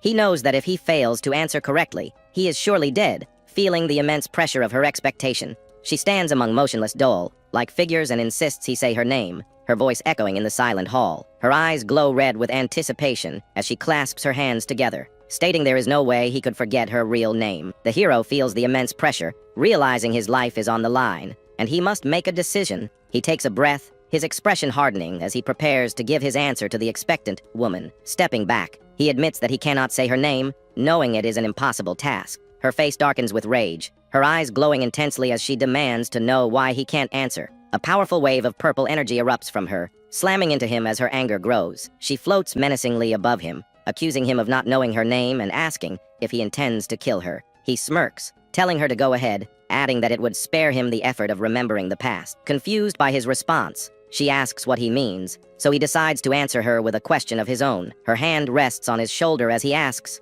how much she remembers about him, turning the tables on her. She explains that he has many children, and that she is one of his creations, but he asks if that is all. She stumbles back in shock, unable to believe that she has forgotten so much about her creator. He claims that the interfering monster god must have messed with both of their memories, pointing the blame at a common enemy. She collapses to her knees in despair, questioning if it is truly the monster god's fault that she cannot remember. He thinks to himself that she was already suffering from memory loss, and he is just using it to his advantage. He places a comforting hand on her head, thinking that by using each other, he can achieve his goals. Kneeling beside her, he tells her not to be disheartened, claiming it is all the monster god's doing. She looks up at him with teary eyes, realizing that he has also lost his memories because of the god. Suddenly, a massive crash echoes from the other side of the castle, shaking the entire hall. Both of them turn their attention toward the source of the loud noise, wondering what could be happening. His daughter appears in her giant form, her red eyes glowing with rage as she declares that she has finally found him. The woman, identified as Doll, a fairy tale kingdom boss, furiously declares she will make him remember. Realizing he has no other choice, the hero's eyes multiply as he prepares himself for a difficult fight. Activating his speed player title, he unleashes a powerful green spiritual attack toward the enraged woman. She effortlessly reaches into his attack, casually inviting him to come with her to an unknown destination. The green energy envelopes them both as she grabs his face, her eyes glowing with an intense purple light. But before her attack can connect, his daughter intervenes, calling out to her father with a protective roar. A powerful red shockwave throws him backward, as his daughter shields him from the woman's attack. Confused, the woman asks Suzuko why she stopped her, claiming to be white, and asking if she has forgotten. The giant girl calls her a liar, revealing a small doll she claims is the real white. The woman smirks, calling the girl naughty for only acknowledging her real body, and puts on a mask. With the mask on, she invites them to play, brandishing two sharp daggers as her power surges. The hero watches, realizing she used the mask to power up, while his daughter stands ready to defend him. He finally understands they entered the castle so easily because she was returning home, one of the three bosses. His daughter announces that she brought along many of his friends to help them in the upcoming fight. He looks at her in surprise, realizing the gravity of the situation they are now facing. He turns to see his companions have arrived through the hole his daughter made, and he asks if they are okay. The woman's masked eye glows with a menacing purple energy as she focuses on her new opponents. She prepares her daggers, her entire body crackling with purple energy as she gets ready to strike. She leaps into the air, spinning rapidly as she creates a vortex of deadly blades aimed at the hero and his team. Surrounded by the whirlwind of attacks, the hero draws his sword, wondering what his next move should be. He grits his teeth and blocks her attack with his sword, the force of the blow pushing him back. She taunts him, asking if he has remembered anything yet, and demanding that he tell her. But before she can press her attack, his daughter's giant hand slams down, forcing the hero to jump back. The giant girl looks at her empty hand in confusion, wondering where the woman in the red dress has gone. He tells her that their opponent is still there, pointing to where the woman is now perched on the giant's shoulder. With a smirk, he tells Doll to give up, confident that she doesn't stand a chance against them. She retorts that she doesn't want to be apart from him, so his other friends will have to deal with her. His daughter looks at her own massive hands, confused by the mention of other friends in the battle. Suddenly, one of his companions groans in pain, clutching his head as a purple aura envelopes him. In a flash of light, all of his revived companions transform into clones of the woman in the red dress. He stares in shock at her crazy skill, realizing she has turned his allies against him. She laughs manically as she lunges toward him again, eager to continue their deadly game. But his daughter intercepts the attack, taking the full force of the blow and crying out in pain. Outside the castle, a group of players sees cracks forming in the sky above the dungeon, a sign of its instability. A woman with a baseball cap notes that more and more rifts are appearing, realizing the situation is bad. She urges her team to hurry and clear the dungeon before it is too late and it collapses completely. She senses that the dungeon's advent is accelerating, which poses a serious problem for everyone inside. A new, massive blue rift cracks open in the sky, signaling that the dungeon's structure is failing rapidly. Back in Getsurin City, another rift appears, this one looking different from the ones they have seen before. A trail of blood marks the ground as someone falls from the sky, a victim of the dungeon's chaotic collapse. A double-barreled shotgun emerges from the rift, its metal glinting in the otherworldly light. A mysterious figure in a trench coat and gas mask appears, his red eyes glowing as he spots fresh prey. He stands confidently, a cigar in his mouth, ready to hunt the terrified civilians below. The people on the streets scream in terror, recognizing the figure as a monster from another world. They scramble to run away as he opens fire, declaring that it is now hunting time for everyone. Explosions rock the city as his powerful shots create plumes of black smoke and destruction. The scene shifts back to 1 hour earlier in the casino, where the werewolf asks if they have found the queen. Suddenly, a new group of intruders appears, and one of the monsters demands to know who they are. A red-haired woman with a sword casually waves, greeting the monsters with a cheerful, "Good evening." She asks if there are any other job holders present, noting that they seem to be the first ones to arrive. The woman looks around the casino, wondering where the brat she is looking for might be. The werewolf leader growls, calling her arrogant for a mere human who dares to trespass in their domain. The woman simply smirks, repeating his words with a mocking tone, before letting out a soft laugh. A massive, fiery dragon spirit appears behind her as she vows to show them how awesome a human can be. With a determined look, she draws her sword, its blade glowing with an intense red energy. She unleashes a whirlwind of slashes, the red energy cutting through the air and striking the monsters. Her blade moves with incredible speed, creating a vortex of attacks that overwhelms her opponents. A powerful beam of red energy shoots from her sword, striking one of the monsters directly. The werewolf leader immediately bows in submission, recognizing her immense power and calling her a VP. The red-haired woman scoffs, unimpressed by his sudden change of attitude, as he offers to lead her. She casually tells the werewolf she came to clear the dungeon, but has now decided to quit. Pointing to the large blue orb, she asks what it is, and he explains it is an entertainment device. Her companion expresses surprise as the woman stares intently at the orb, a thoughtful look on her face. She asks if the device can find an arrogant, purple-haired brat, her eyes glowing with a red aura. The werewolf orders Little Red Riding Hood to do her job, and the woman wonders if the small girl is capable. Her companion playfully pets the girl's head, but she shyly asks him not to touch her. The orb reveals the hero's face, and her companion recognizes him as the one she tried to recruit. She demands to know his location, her aura flaring as she declares her intention to invite him to her team. Just as the werewolf is about to answer, a loud sound echoes through the casino, startling everyone. The woman's eyes widen as she recognizes the familiar spiritual power. Realizing it is connected to the hero, her companion calls out her name, asking where she is going as she stands up abruptly. She tells him she needs to confirm something, and will be right back. Rushing out of the room, she leaps through the air, heading toward the source of the commotion with incredible speed. She summons a small, dark entity, calling on the shadow dragon to possess her and grant her its power. A dark aura envelopes her as she transforms, her hair and clothes changing as her eyes glow yellow. Back in the main hall, a massive explosion rocks the castle as the transformed woman arrives. The hero is thrown back by the force of the blast, crying out in pain from the unexpected attack. He is surrounded by a multitude of new enemies, all of them clones created by the woman in red. His eyes multiply as he assesses the overwhelming number of opponents. Realizing there are more of them, the clones laugh menacingly, calling him their friend and inviting him to come to them. He feels his spiritual corruption acting up again as the clones swarm around him, their tentacles reaching for him. His daughter watches in horror, calling out to him as she is forced to fight her own battles against the clones. A system notification appears, announcing that his synchronization ability has been randomly scheduled. His eyes glow a fierce red as the Eye of Truth activates, giving him enhanced perception for the next 20 minutes. With a determined expression, he declares his intention to launch a blitzkrieg attack against the clones. The clones, now looking like the red-haired woman, lunge him, offering to help their friend. He prepares his sword, noting that even though it's a clone attack, he can see right through their movements. With his enhanced vision, every attack and every movement from the clones is as clear as day to him. The red-hued battlefield is a chaotic dance of blades and energy as he faces the relentless assault. He activates his synchronization ability, allowing for a ghost transformation that will aid him in the fight. He is surprised to find that when he defeats a clone, it reverts back to its original human form. Realizing this, he decides to take them all out, his body glowing with a blue, digitized aura. The woman notices a strange spiritual power emanating from him, wondering if it belongs to his daughter. She is intrigued by his ability to use others' powers, a curious smile playing on her lips.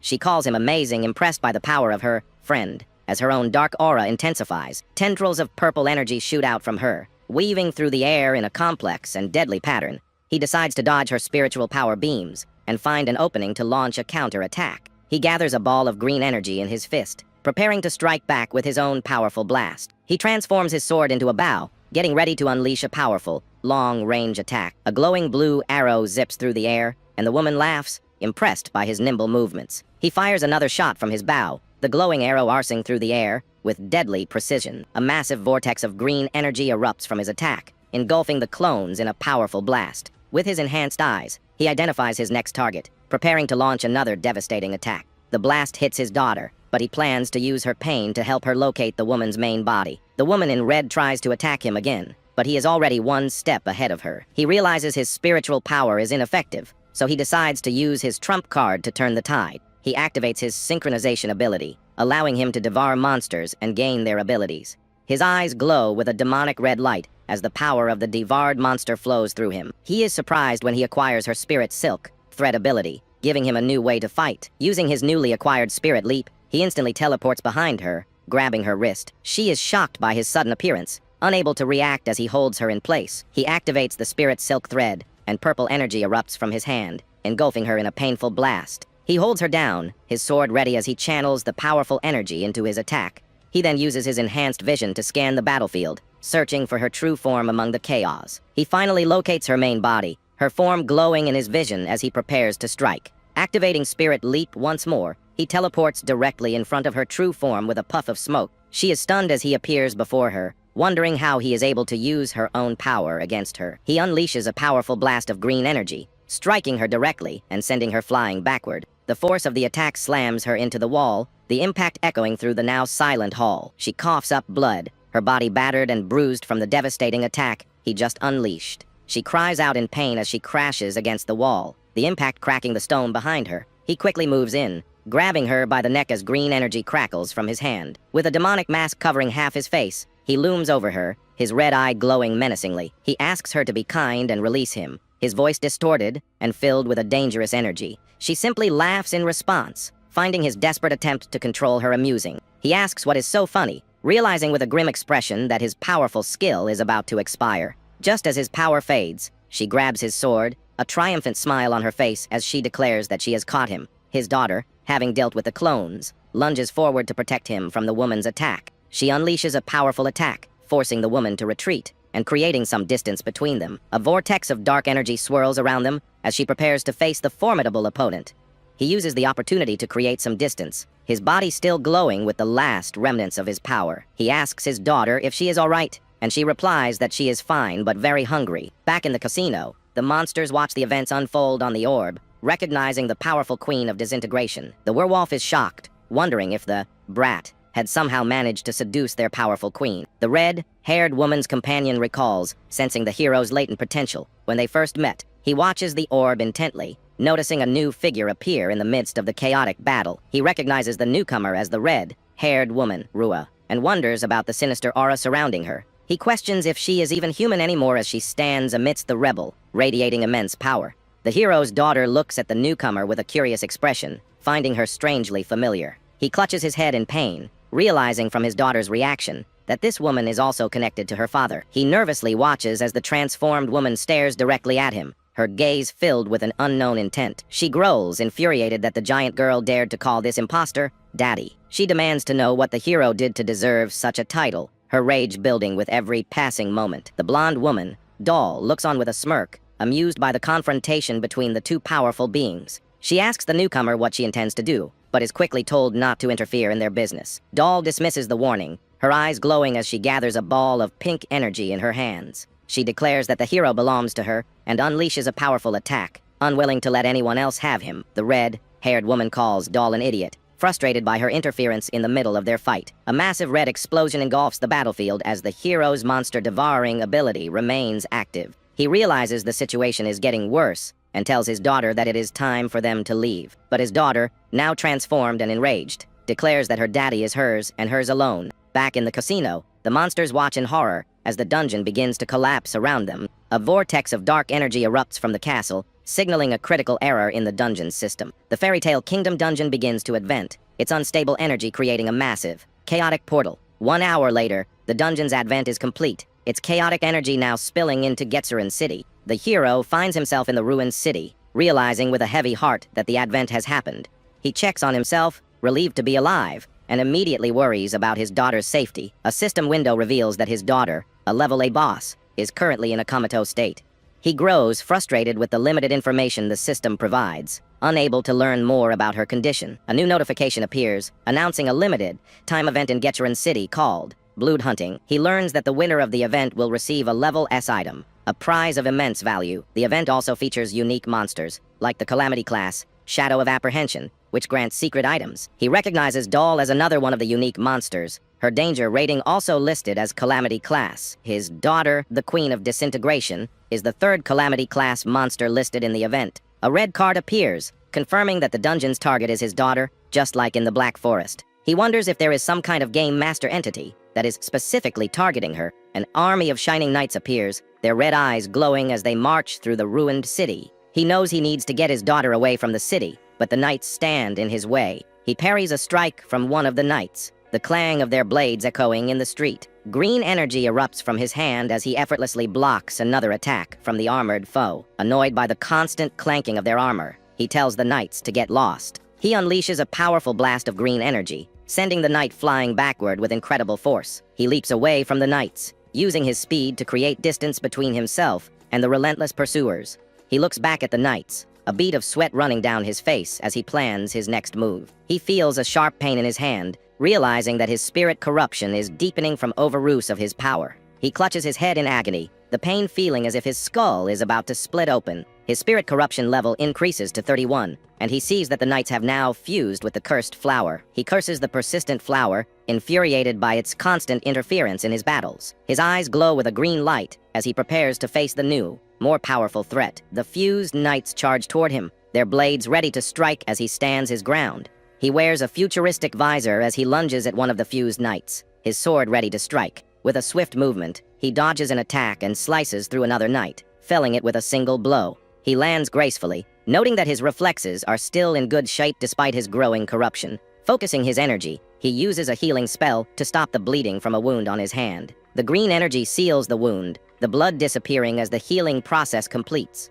He looks up to see even more knights approaching, their numbers seemingly endless. Suddenly, golden beams of light rain down from the sky, striking the ground around him. He holds his ground, his sword ready as he prepares to face the new aerial assault. The beams of light explode on impact, creating a chaotic and dangerous battlefield. He looks up in shock, his eyes wide as he realizes the source of the powerful attack. The golden explosions continue to rock the ground, forcing him to stay on the defensive. He creates a green energy barrier around himself, narrowly avoiding the deadly rain of light. He stands up, wondering where the powerful attack could have come from so suddenly. He sees shadowy figures on a nearby rooftop, their forms silhouetted against the red sky. A flash knight Sipo raises its hand, summoning another volley of golden energy attacks. Arrows of light form in the air, their tips glowing with immense power as they aim for him. The knight unleashes the attack, and the ground cracks under the force of the powerful blast. A massive explosion erupts at his feet, the force of the blast sending shockwaves through the area. Another knight on a mechanical horse charges forward, its red eyes glowing as it closes in.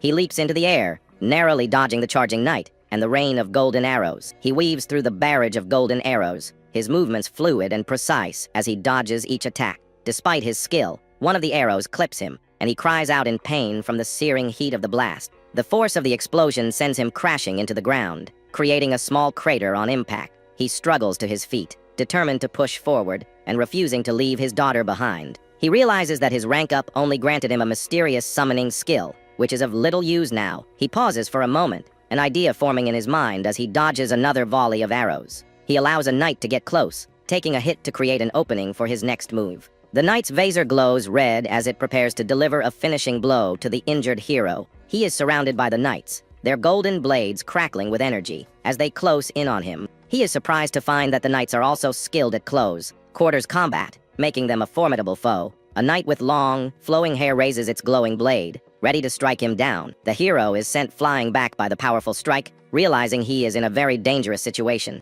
A glowing golden blade hurtles toward him, and he knows he must act quickly to survive. He catches the blade, his hand burning, as he struggles to contain its explosive energy. His spirit corruption worsens, and he sees his hand turning black from the immense power he is holding. He has never seen his spirit corruption last this long, and he notices the system is also acting differently. He wonders if the corruption is strong enough to affect the system itself, a terrifying thought. After dodging another attack, he decides he has no choice but to use the power he has absorbed.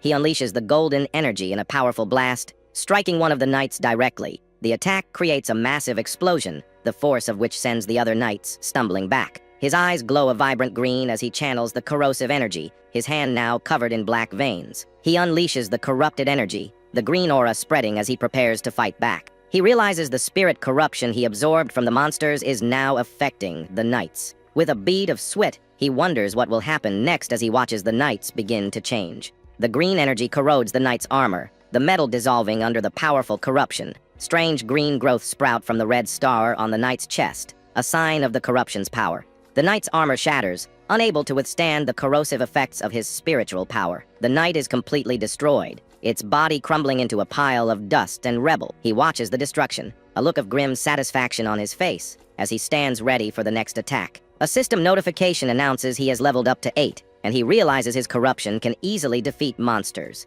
He looks at his multiple eyes in a reflection, determined to face whatever comes next in this chaotic battle. He taunts the remaining knights, inviting them to come at him and asking if they are scared of a mere human. The knights hesitate, their bodies trembling as they feel the immense pressure of his corrupted aura.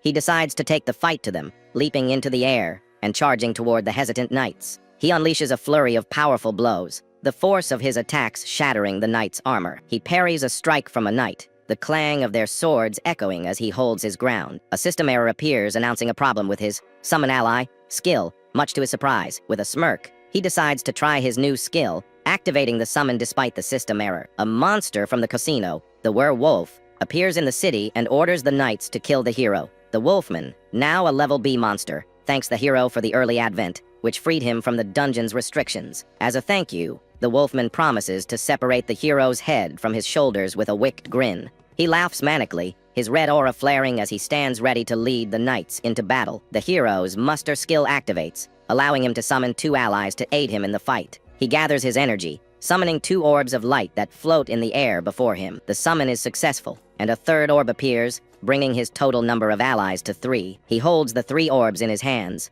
a confident smirk on his face as he prepares for the next step. A system error appears, prompting him to confirm an unknown action, which he hesitantly agrees to. The 3 orbs begin to swirl together, another system error flashing as they react to his command. He watches in surprise as the 3 orbs begin to merge into a single, more powerful entity. A massive, shadowy figure emerges from the merging orbs, and he can't help but be impressed by its awesome power. The Wolfman on the rooftop stares in shock as the powerful new summon appears on the battlefield. He yells at the knights to get their act together, frustrated by their hesitation in the face of the new threat. He berates them for cowering before a mere human, questioning their honor as knights. The new summon, a powerful fusion of his 3 allies, flies through the air with incredible speed. The Wolfman is stunned by the summon's power, unable to believe what he is seeing. The fused summon grabs a knight, its hand glowing with a vibrant green energy as it prepares to attack. With a mighty roar, the summon unleashes its power, creating a new, even more formidable knight. The Wolfman has never seen a knight like this before, wondering what the brat has managed to create. The hero gains a massive amount of experience points as his new summon defeats the knights. He realizes his summoning skill allows him to forcibly summon monsters and fuse them into a stronger being. He looks up at the Wolfman, a smirk on his face as he acknowledges his wicked new skill. With a confident grin, he identifies the Wolfman as the puppet master, declaring that he has found him. The Wolfman growls in frustration, wondering if the hero is even human as players all over are notified. Players from all around receive the notification for the new limited time event, checking their devices. A player sitting atop a giant centipede, like monster, looks at his screen, intrigued by the new event. A group of well-dressed players gathers, their expressions serious as they read the details of the event. They are prompted to participate in the blood hunting event, and one of them presses highs. A red energy dome covers Getzerin City as strange blue and black creatures begin to appear. Players are enveloped in a blue aura as they are transported into the event's battlefield. In the middle of the battle, a crowd shouts excitedly, and a man points, saying that it is the saint. Floating in the air, a woman in a white hood appears, and the people celebrate, thinking they are saved. With a smile, the mysterious figure says that they will forget everything, and even that she was there. Then she extends her hand, and a powerful golden energy begins to manifest in her palm. With that, the hunters begin to yawn and feel an uncontrollable sleepiness take over them. Within seconds, all the men in the place faint on the floor after being affected by her power. At that moment, the hooded woman looks at little Suzuko and says that she is next. The woman called Santa Morin says she sealed the little girl and asks Mika to take the others. A voice responds affirmatively to her command as she observes the golden orb in her hand. The saint smiles victoriously at having found the little girl exactly as she predicted. Suddenly, everything changes and the masked protagonist hears a voice calling out a name called Leo. Then the boy wakes up in a grassy field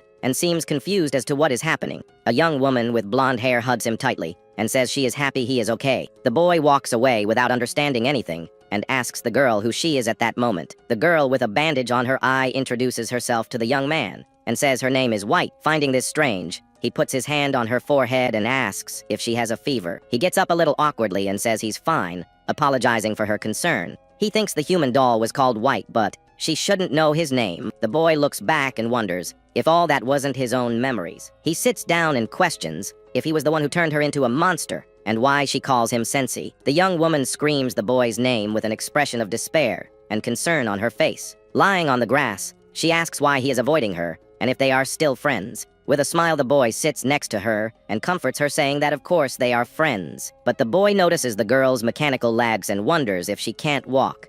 Then he offers to carry her on his back so her clothes don't get dirty. While carrying the girl, he thinks about asking her a few questions and jokes that she is heavy. He asks what the girl would do if he lost his memory and no longer knew anything. She replies that she would help him remember everything and that she would even ask her sensei for help. The young woman says that the sensei can do anything, and the boy asks what kind of person he is. At that moment, a dark and frightening aura appears behind the boy when he mentions that name. The protagonist realizes that it is not so easy, and that his own memory is also confused. He understands that the monster god is influencing everyone who has a connection with him, and this influence also affects him, as several monstrous versions of the girl surround him. Suddenly, the scene changes to a laboratory with several capsules and an alarm ringing. The boy wakes up inside one of the capsules wearing a mask and calls it a nightmare. He realizes he has been locked in a facility and fears that Suzuko has also been caught. The glass capsule breaks, and he thinks that for his old self that would be the end. Two guards look scared at the smoke, from which a silhouette begins to emerge. The young man comes out of the smoke with glowing green eyes and says he is not the same anymore. He advances on the guards with a green energy, and they wonder what is happening.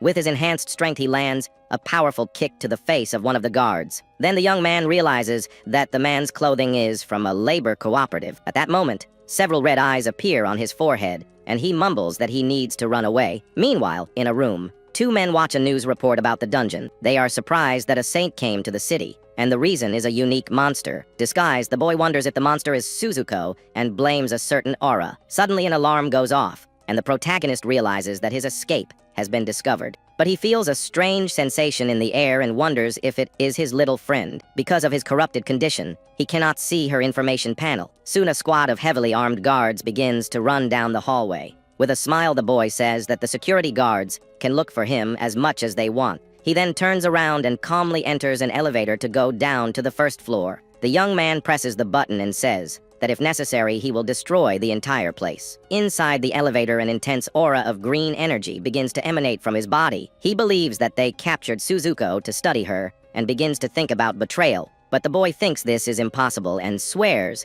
that if they hurt his friend, they will pay dearly.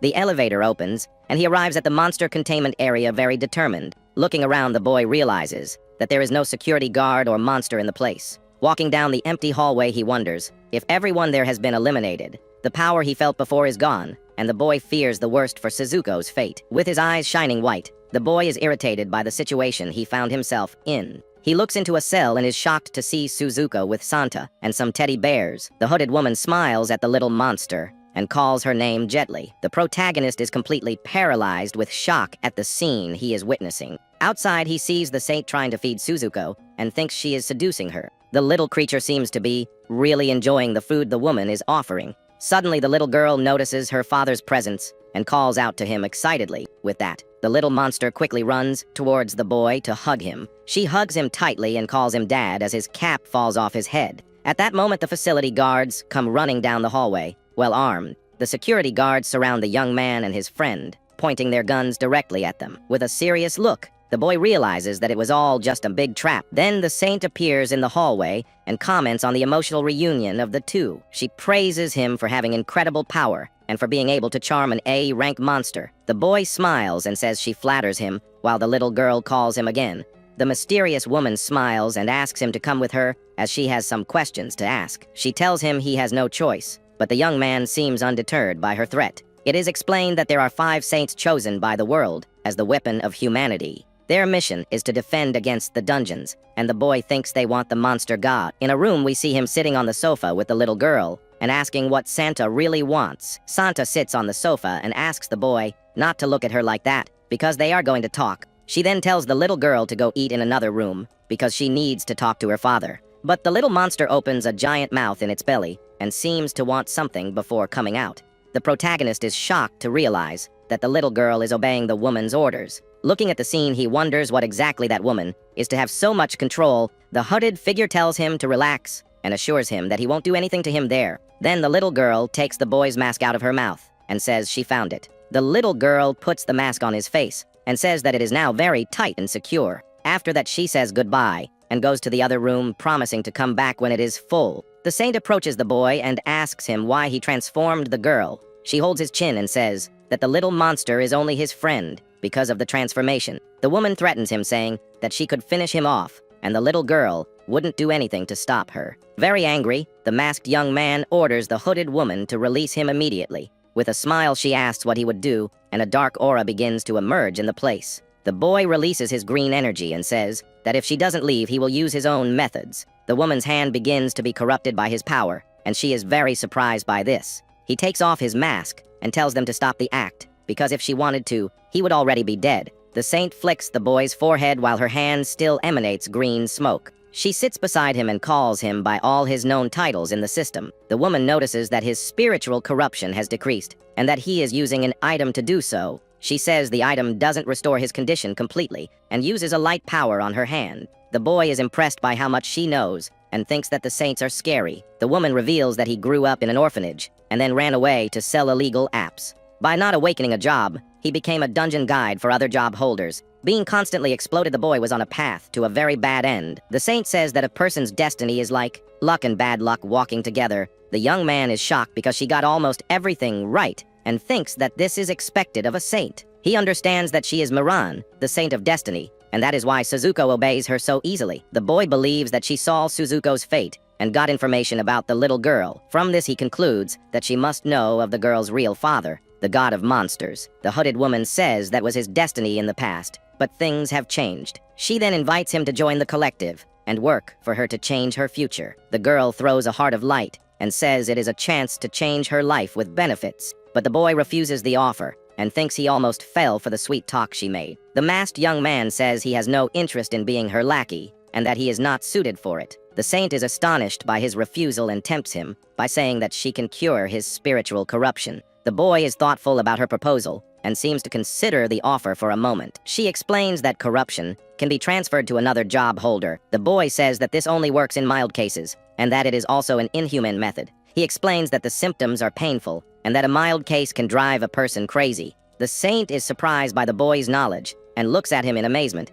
She thinks he knows a lot about corruption and that she needs to keep him around. The young man asks if she didn't know about it, and the woman pretends to say that of course she did. He then says he's going to leave, but the woman steps hard and a golden energy appears on the floor. Suddenly, chains of light appear out of nowhere and begin to trap the boy's body. Tied up, the boy asks what she is planning and why she is keeping him there. The woman says he doesn't leave without her permission and invites him to join the cooperative. She says it's for his own good, because his condition is too dangerous to be left loose. The boy asks what she will do if he doesn't want to and releases a spiritual shock wave. The saint is impressed by the dense power and control he has over his energy. With a smile, the masked young man admits that using this ability hurts him a lot. A system screen appears and the boy summons an entire army of robotic monsters. The woman notices that they are real monsters and finds him increasingly interesting, calling him Leo. With that, she asks him to calm down and says that she doesn't want to fight, but rather make a deal. The boy is interested in the proposal and thinks that she should have started there first. Her first offer is 20% of the items from the dungeon he cleared. The second is that the cooperative will give the items to Suzuko, but he needs to join them. The young man thinks that the benefits are good, since Suzuko's hunger has increased a lot, but he hates being a pawn and realizes it's a plan to keep a close eye on them. He knows that other organizations would treat him like a VIP without imposing so many conditions. Santa thinks the boy is hard to fool and reminds him that he is in the co-op with his monsters around him. He asks the hooded woman not to test his patience. The young man says that if he wanted to leave alone, she wouldn't be able to stop him at all. She asks what his conditions are, and the boy asks if she knows the god of monsters. The woman confirms that she seeks the divinity of monsters and asks what his interest is in this. The boy reveals that he is also looking for him and that they can work together for this. He says he joins the cooperative without receiving orders, but wants information about the god. The girl accepts the proposal, but warns that she needs to keep an eye on him on orders from her superiors. So she decides that she will personally monitor him and that he will officially be her ward. The guy thinks the idea is good, because with legitimate status, it will be easier for him to act. She also asks him to cooperate with the corruption experiments and calls him Sensei. The woman tells him to take the work test, as it is necessary for his certification. He asks her to take care of Suzuko, while the saint tells the young man to leave it with her. The girl asks if he will come back, and the boy jokes that he can run away without the little girl. She says that if that happens, she would use Suzuko to track him down and trap him in a room. After the conversation, the young man walks alone down a long, white, lit corridor. A man arrives and asks Santa if she managed to convince the boy to cooperate. The mayor says he's exactly the kind of person they were looking for at the moment. He remembers that the boy allied himself with the monsters to prevent the destruction of others. The woman explains that the boy has the incredible and rare ability to command monsters. The mayor fears that the boy could easily use the monsters to destroy the entire city. He says they need to bring him the cooperative, but Santa interrupts him and says he is her pupil. The man in the suit is shocked by the revelation and asks what the mysterious woman means by this. She explains that the young man was just taking the work test and asks the mayor to go easy on him. As the man leaves, the saint thinks that the boy has already tried to save the world once in the past. The woman wonders why he is now involved with something like the fearsome god of monsters.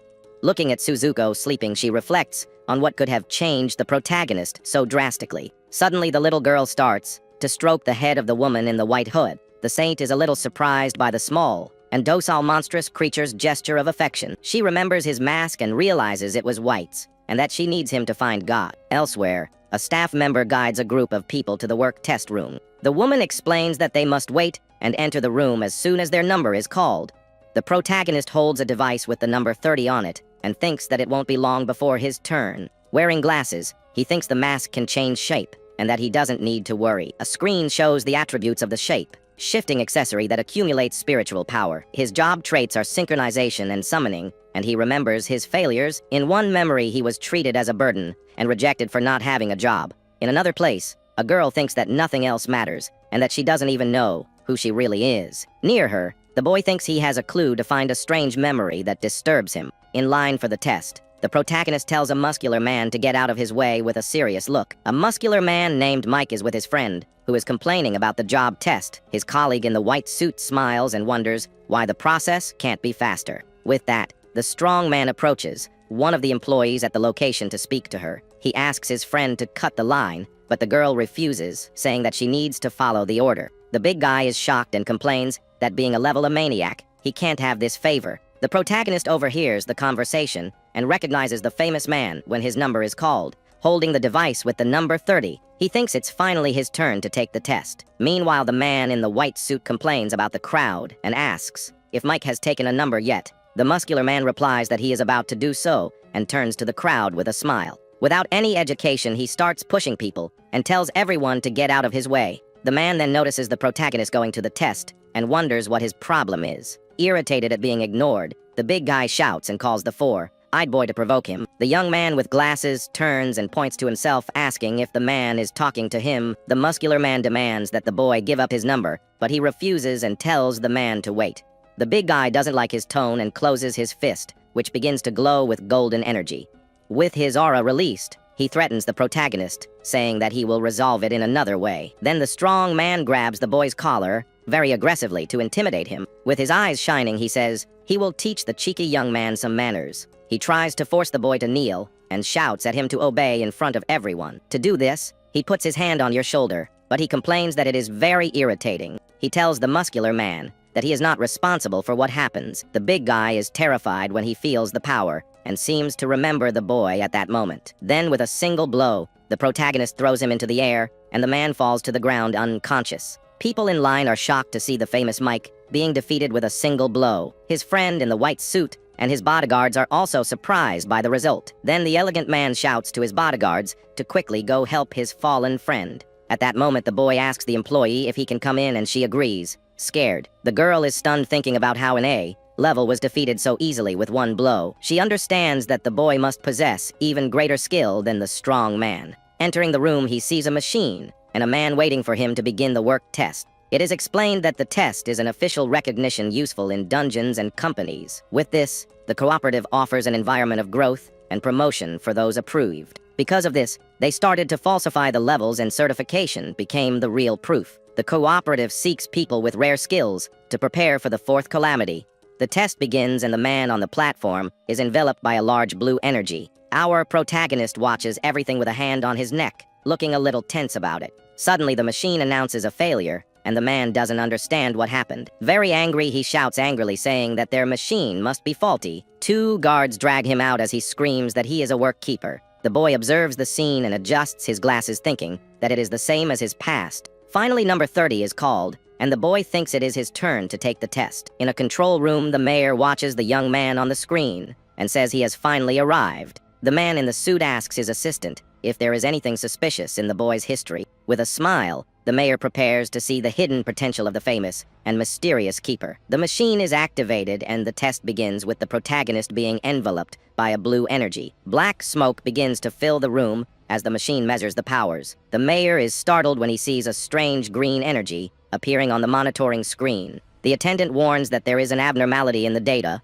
and the man is shocked by the news. The boy feels his spiritual power leaking out of control and wonders what is happening. The machine announces a measurement error, and a burst of green energy takes over the place. The mayor screams in despair and doesn't understand where all that abnormal power is coming from. A scientist says the test result was F level, and the man in the suit doesn't believe it. The scientist also reveals that he has an analysis of the abilities, and the mayor takes the tablet. He remembers another case similar to that of Hayashi Miki, a girl with unique powers. The man thinks the boy's power cannot be contained, and he can still command monsters. The results screen shows that all of the young man's attributes are abnormal and unlimited. The mayor asks what the limit of summoned monsters is, and the assistant answers about a wizard. The girl explains that a wizard can summon 12 monsters, but with limited control. She continues saying that there are beast tamers, but they also have their limitations. Summoned monsters grow slowly and take time to become truly strong. The assistant says that only S-level Hayashi Miki could control a monster like Suzuko. The girl explains that the little girl's power is immense, and that she even caught the attention of a saint. With this, the mayor understands why the saint accepted him as a pupil, since he is very rare. The assistant asks whether they should retake the test or register the boy as being at level F. The man in the suit says there's no point, because the result will be the same, and records it as level X. He explains that this is the identifier for unique monsters, and that the boy is incomprehensible. The mayor talks about the abilities to summon monsters and manipulate his own appearance. He wonders who would believe that this boy, with so many powers, would be a simple human. After the test, the protagonist notices black dirt on the floor and wonders if they are traces of power. He uses his green energy and manages to clean up the mess while celebrating so he doesn't have to pay for damages. Suddenly, a team in yellow protective clothing surrounds the boy and looks at him seriously. One of the men tells the young man to leave, as they will take care of cleaning the place. The guy finds this weird and thinks it looks like a crime scene cleanup or something. He complains about being treated as a source of infection and decides to wait for the results. In the waiting room, the muscular man tells his friend that this guy is not ordinary. The man in the white suit asks his friend what they will do about the humiliation. With an evil smile, the big guy suggests that they prepare an ambush for the boy. The strongman explains that it's not every day you see someone with the ability to control monsters, but he notices that the young man has no monster with him and says it's time to act. The friend in the suit agrees, and together they begin to plan a way to get revenge. The protagonist leaves the test room, and the man in the white suit watches him from afar. With that, the muscular man says he will greet him first, and his friend warns him to be careful. The boy turns around when he hears the man call him a brat in a very aggressive tone. The big guy says he was waiting for him and threatens him because of his injured arm. The young man asks what the man wants him to do and looks at him very calmly and coldly. With an evil smile, the strong man says that the protagonist must at least do one thing. Then the big guy comes forward with a powerful punch and says the guy should let him hit him. The protagonist easily dodges the attack and thinks the punch was very dangerous. With a smile, the young man with glasses says it was a shame, but the muscular man missed the blow. Angry, the big guy says he changed his mind, and a golden aura begins to emanate from him. Floating down, he says he's going to teach the boy a lesson about the power of an A level. People around him shout for him to stop, and the employee also tries to intervene. The girl warns that fighting within the cooperative is strictly prohibited by the rules. Suddenly, green tentacles emerge from the ground and stop the fight, asking them to stop. The muscular man is caught by the tentacles and wonders what the hell is going on. The tentacles also wrap around the protagonist, who stands still without any reaction. The boy feels the spiritual power and wonders if that is what he is thinking. A woman in stylish clothes approaches and wonders who is causing a disturbance. She walks confidently as a green energy glows in her hand in a mysterious way. The employee calls her Mickey, and the protagonist says that the muscular man who started the fight. Young Mickey is shocked and wide-eyed when she recognizes the boy in front of her. She calls him Leo and asks what he does at the co. up while he says he came to take the test. The muscular man sees the scene and realizes that the boy knows the famous Heihachi Miki and steps back. The girl asks if he wants to join the cooperative, but he says he was admitted by force. The men in white suits are worried, and one of them asks if they should call for reinforcements. Their boss tells them not to worry because the city's superstar is there to solve the problem. Trapped in the tentacles, the strong man hears the young woman say that fighting is forbidden there. Miki reprimands him, and the muscular man apologizes for his aggressive behavior. She then approaches the protagonist and says that they need to talk about something. The girl seems to have forgotten why she was there and tries to remember what it was. So she says she came at the request of Saint Moron to meet her new student. The boy says that in that case she found him and wonders what the Saint wants this time. The young woman is surprised to discover that he is the student she was looking for. The muscular man and his friend are also shocked by the unexpected revelation. Suddenly, a crowd of reporters appears, and the employee says that he is the student from Santa. With that, the reporters surround the boy and start asking him several questions. They ask about his level and why the Saint chose him as her disciple. In the midst of a destroyed city, the result of the Blood Hunt event is shown. Some men look at the wreckage, and one of them draws the others' attention to something. They find a fallen hunter and wonder if a monster has taken him. One of the men in uniform notices something strange on the floor and comes over to check what it was. He then finds a necklace with a coin on the fallen hunter's chest and becomes curious about the object. With a greedy smile, the extra takes the item for himself, thinking he has hit the jackpot. A colleague reprimands him for looting the body, but the boy says it's just a simple coin. Suddenly, a system screen appears and reveals that the coin of destiny activates its effect one day after death. The coin begins to turn to dust in his hand, and the man wonders what the hell is going on. Then another screen appears explaining that the item's effect purifies and completely restores the dead. A green energy with pixelated crosses begins to glow and envelop the fallen hunter's body. With his eyes glowing white, the man on the ground begins to be revived by the power of that item. The men are terrified when they see the body rising and wonder if it has really come back to life. Surrounded by a blue aura, the resurrected boy says that they can't just steal things. With an evil smile, he says that everyone there needs punishment and activates one of his abilities. A system screen shows your A-level tool, which is a slashing magic blade. The young man points his hand towards the men who robbed him and prepares to use his power. With that, the boys' heads separate from their bodies, and they scream in terror at what happened. With a smile, the gray-haired boy says that it is better than he imagined. He angrily remembers the F-level boy who made him spend his precious resurrection coin. Meanwhile, the men with floating heads ask the boy to fix them quickly. Suddenly, he sees a shocking news story on the screen about the Santa Morin student who defeated him. With that, he can't believe that the guy who defeated him is getting all the media attention. Then the boy turns around and finishes off the other men who were there asking for his help. The scene then changes to the building of a large company called Compania Coruja Negra. A man with glasses and long hair comes into the room and says he has come to bring a report. With a drop of sweat on his face, the boy looks very nervous about the whole situation. Hesitantly, he excuses himself and opens the door to enter his boss's office at the time. Inside, Chief Hayato is sitting on several defeated men and asks the boy to be brief. The boy reports that the dungeon event is over, but he is suspicious of our protagonist. With a smile, the boss finds it interesting and comments on the boy's rise. Furthermore, the boy with sunglasses warns that the young man broke the promise he made to them.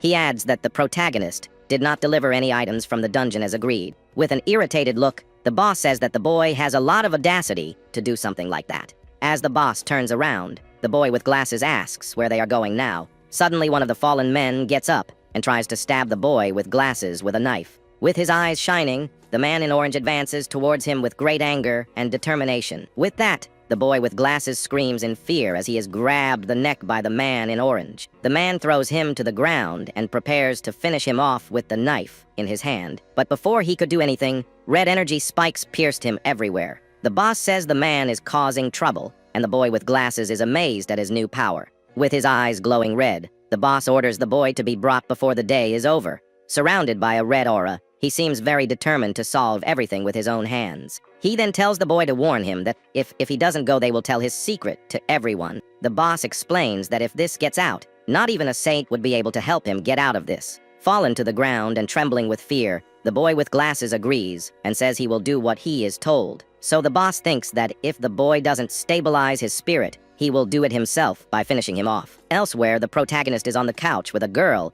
and another boy celebrating his success. Our young man puts his hand on his head and complains that no one warned him of the problems that would come. Suddenly the blue-haired girl pinches his cheeks and asks if the saint has disappeared. Sitting on his lap, the girl asks him to smile, but the boy complains that she is too heavy. Very angry, the little monster calls the girl with the witch's cap for being on top of her father. Then the little creature screams for the girl to get off her father immediately. The girl in the cap ignores him and shows a photo of the interview to provoke him, and he tells her to shut up. At that moment, Suzuko offers her monstrous arm to the boy and asks if he wants some. With a smile, she asks if he needs energy and offers him food. Our protagonist refuses the offer and tells the little one to eat it all herself to get stronger. With a radiant smile, the little girl agrees to her father's order and looks very happy, but her smile reminds him of the blonde girl named White who smiled the same way. The girl asks if he is okay, and the young man says it was just his imagination and that he was distracted. 3 mysterious magic boxes are shown as prizes for the Blood Hunter event. The screen explains that when opening the box, he can receive a unique item from A to S level and materials. He thinks the item is worth it but worries, because his luck has never been very good. He remembers that he sent the wolf to look for items, but in the end, he didn't receive any of them. The boy also remembers defeating a guy named Area and wonders what happened to his staff. With that, our young man asks little Suzuko if she managed to catch something from the wolf. She says the wolf gave everything to Daddy's red-haired friend to keep. Our boy is furious and realizes that this woman simply stole all his spoils. The girl in the cap asks who this woman is, and he replies that she is Aura from the Black Old Company. The girl complains that the little girl calls her a witch, and Suzuko agrees that she really is one. Then the boy asks his monster friend if she found anything else besides the mask. With a smile, the little girl responds that she found the other white and seems very excited about it. Suddenly, she opens a giant mouth and starts searching for something inside herself with her hand. From inside, the little girl takes out a blonde doll with a red dress and a crown on her head. The girl in the cap is shocked, and the boy says that that is the real body of the blonde girl. The young girl is amazed and asks where the little creature managed to find a doll item. Our protagonist then takes the doll's hand to examine the item a little more carefully. He believes his friend left it in the dungeon as a clue and thanks little Suzuko. The little monster is happy to have been praised, and the girl in the cap's cell phone rings. The girl in the cap answers and tells the boy that he has a visitor to greet him. On the cell phone screen, the boy with sunglasses introduces himself and says he has a message for the young man. He warns that if the boy doesn't go to the Black Old Company, they will reveal everything they know. The girl in the cap is curious and asks what kind of deal the young man made with those men. Thoughtfully, the boy says that their boss must be anxious, and that's why he's threatening him. With a smile, he says that since Arla is a member of them, that could even be perfect. Little Suzuko agrees excitedly, and they go to the Black Old Company building. When he gets out of the car, the boy notices that a girl with long hair is waiting for him at the door. He asks Miki what she is doing there, and she questions him about his plans. In a memory, Saint Moran asks Miki to take care of his student and not let him leave. With a big smile, Miki agrees and tells Santa to leave everything to her without any worries. Back in the present, Miki says that Santa asked her to take care of the boy and that she won't get in the way.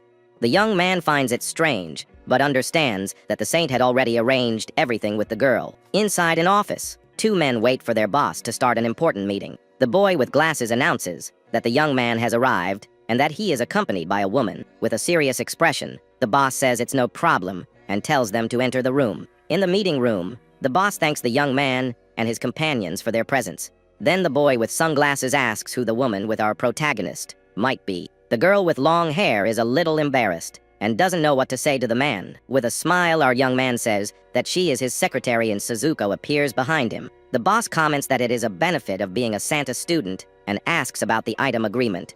The boy then pretends not to understand and asks if there isn't some kind of misunderstanding. He says he has already delivered all the items and wonders if they didn't know about it. One of the men gets irritated by the boy's tone and yells at him not to talk to the boss like that. The boss then catches the attention of the man in the white shirt and calls him by the name Tokura. With a dark aura, the boss tells the man not to interfere and he apologizes immediately. The extra thinks he almost mocked a student of a powerful saint. He fears that if the boss and the boy get along, he might end up being punished instead. Then the boss stands up and bangs on the table, telling the young man not to be so arrogant. Our young man then gives a clue and says that Aura was with him during the Blood Hunt dungeon. The boss repeats the girl's name, and our boy confirms that she is from the company's command unit. He reveals that the B-rank dragon tamer ran away with the spoils, and he thought it was an order. With that, the boss turns to the boy with sunglasses and calls him by the name Akatsu. The boy then takes out a holographic screen and says he is connecting with the woman quickly. Then the red-haired girl appears on the call and greets the boy who contacted her.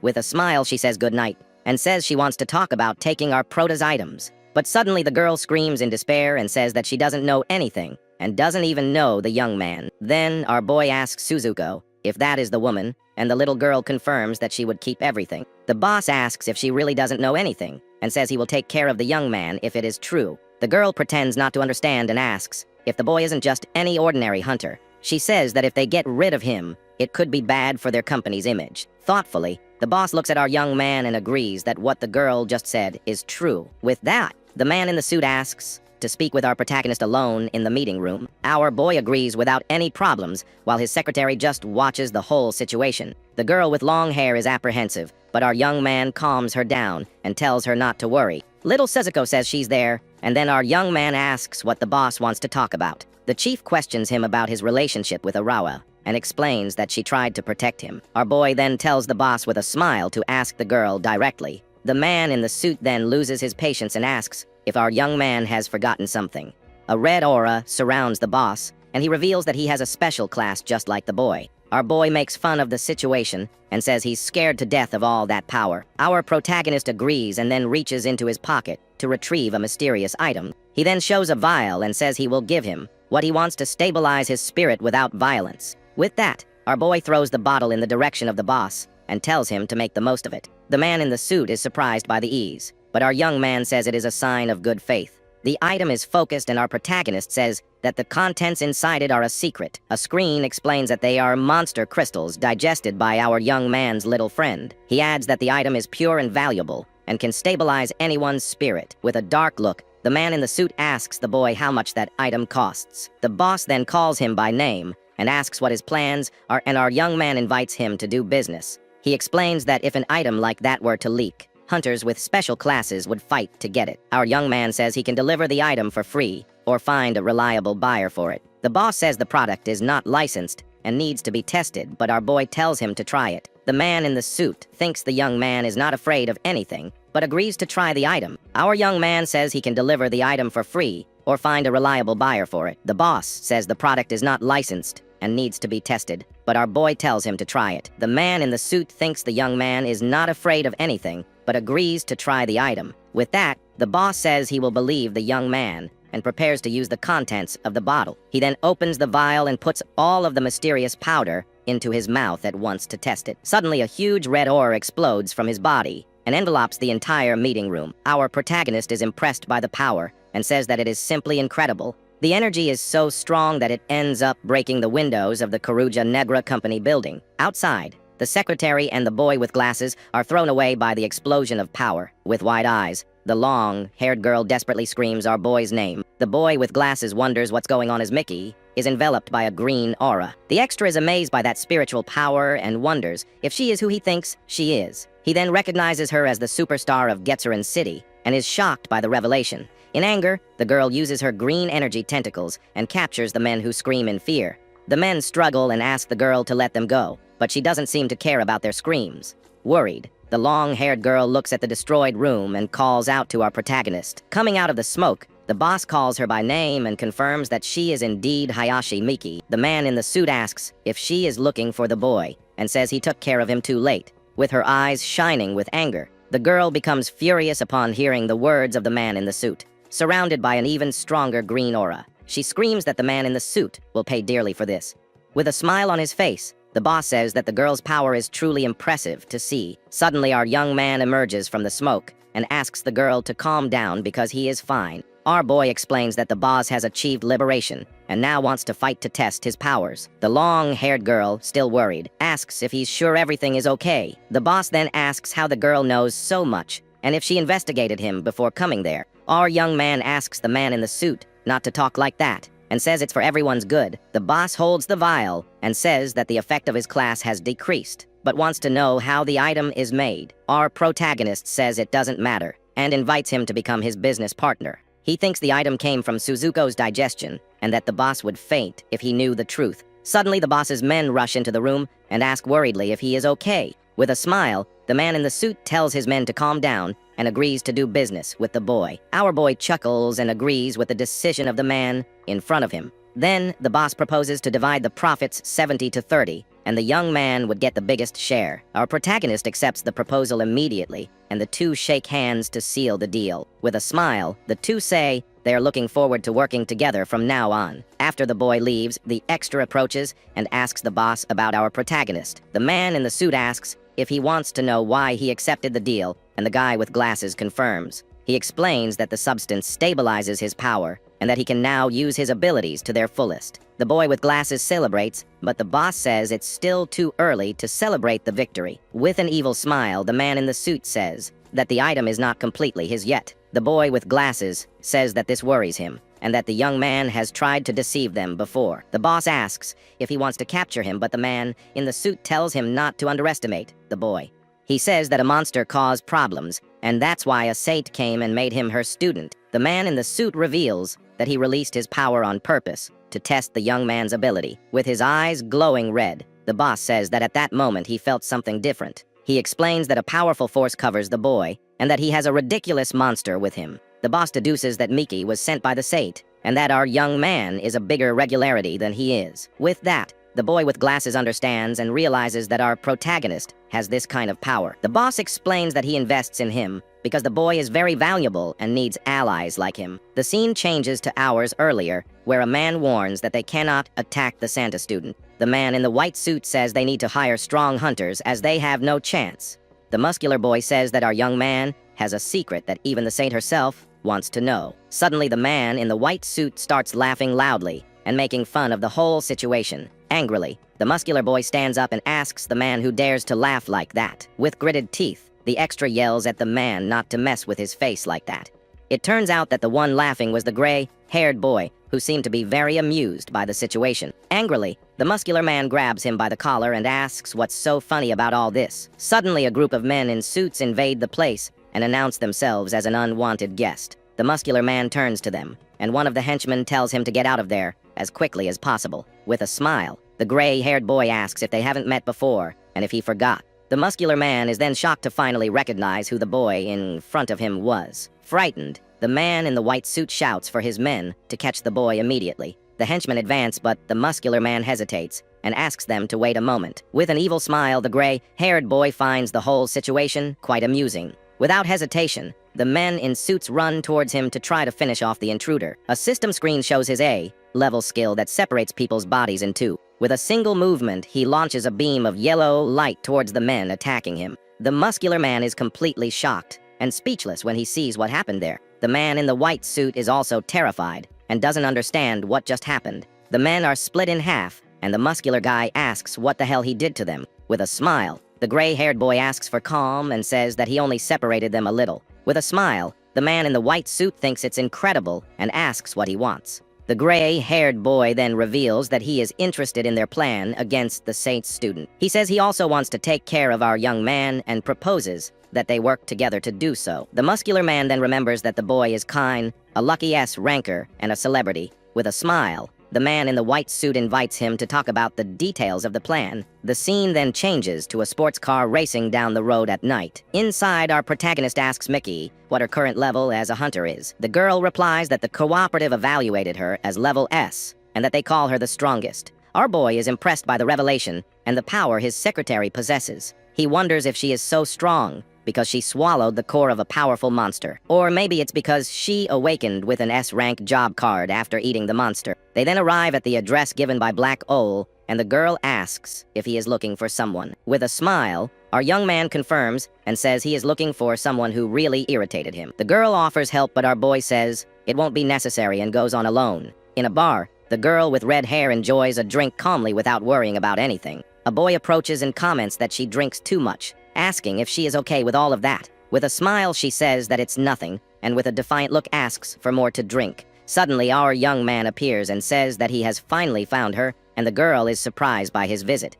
He then greets her and says that it's been a long time since they saw each other since the dungeon. With a big smile, our boy says he was dying to see her again. Then he appears with Miki and Suzuko and asks if the red-haired girl felt the same. Hungrily, the dragon tamer stands up and asks our young man what he wants with her. Then the orange-haired boy steps in front of her and tells our young man to leave everything to him. He then warns that the girl is his and that if our protagonist wants something, he will have to go through him. But the girl gets angry and grabs him by the neck, telling the boy to shut up and move away. The scene then changes and everyone is sitting at a table while little Suzuko seems to be having fun. The dragon tamer then questions him and asks if he has any proof that she stole the items. Our boy is furious at the girl's audacity and stares at her with a look of pure hatred.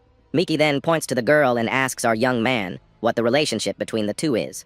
Our young man then replies that the red-haired girl is his rival and looks at her with a serious look. With that, the two stare at each other with a hostile look while little Suzuko eats her cake. Miki gets nervous with the tension in the air and asks the two not to fight right then and there. The dragon tamer taunts him and asks what he would do if she doesn't return anything to him. Our young man points to the girl and tells Suzuko that she is a bad woman and that she should stay away. With a smile, the little girl agrees to her father's request and points to the red-haired woman. The dragon tamer gets angry and yells at our young man not to put ideas in the little girl's head. Miki and the orange-haired boy are embarrassed by the fight and the tension that has formed in the air. Miki then stands up and tries to calm the situation by asking everyone to remain calm. Suddenly, a man with a broken arm arrives and asks for someone named Leo. Our young man then turns around and confirms that he is a make and asks what the man wants with him. The man in the cap smiles and says he finally found it after searching for so long. He explains that a certain person sent him to make a delivery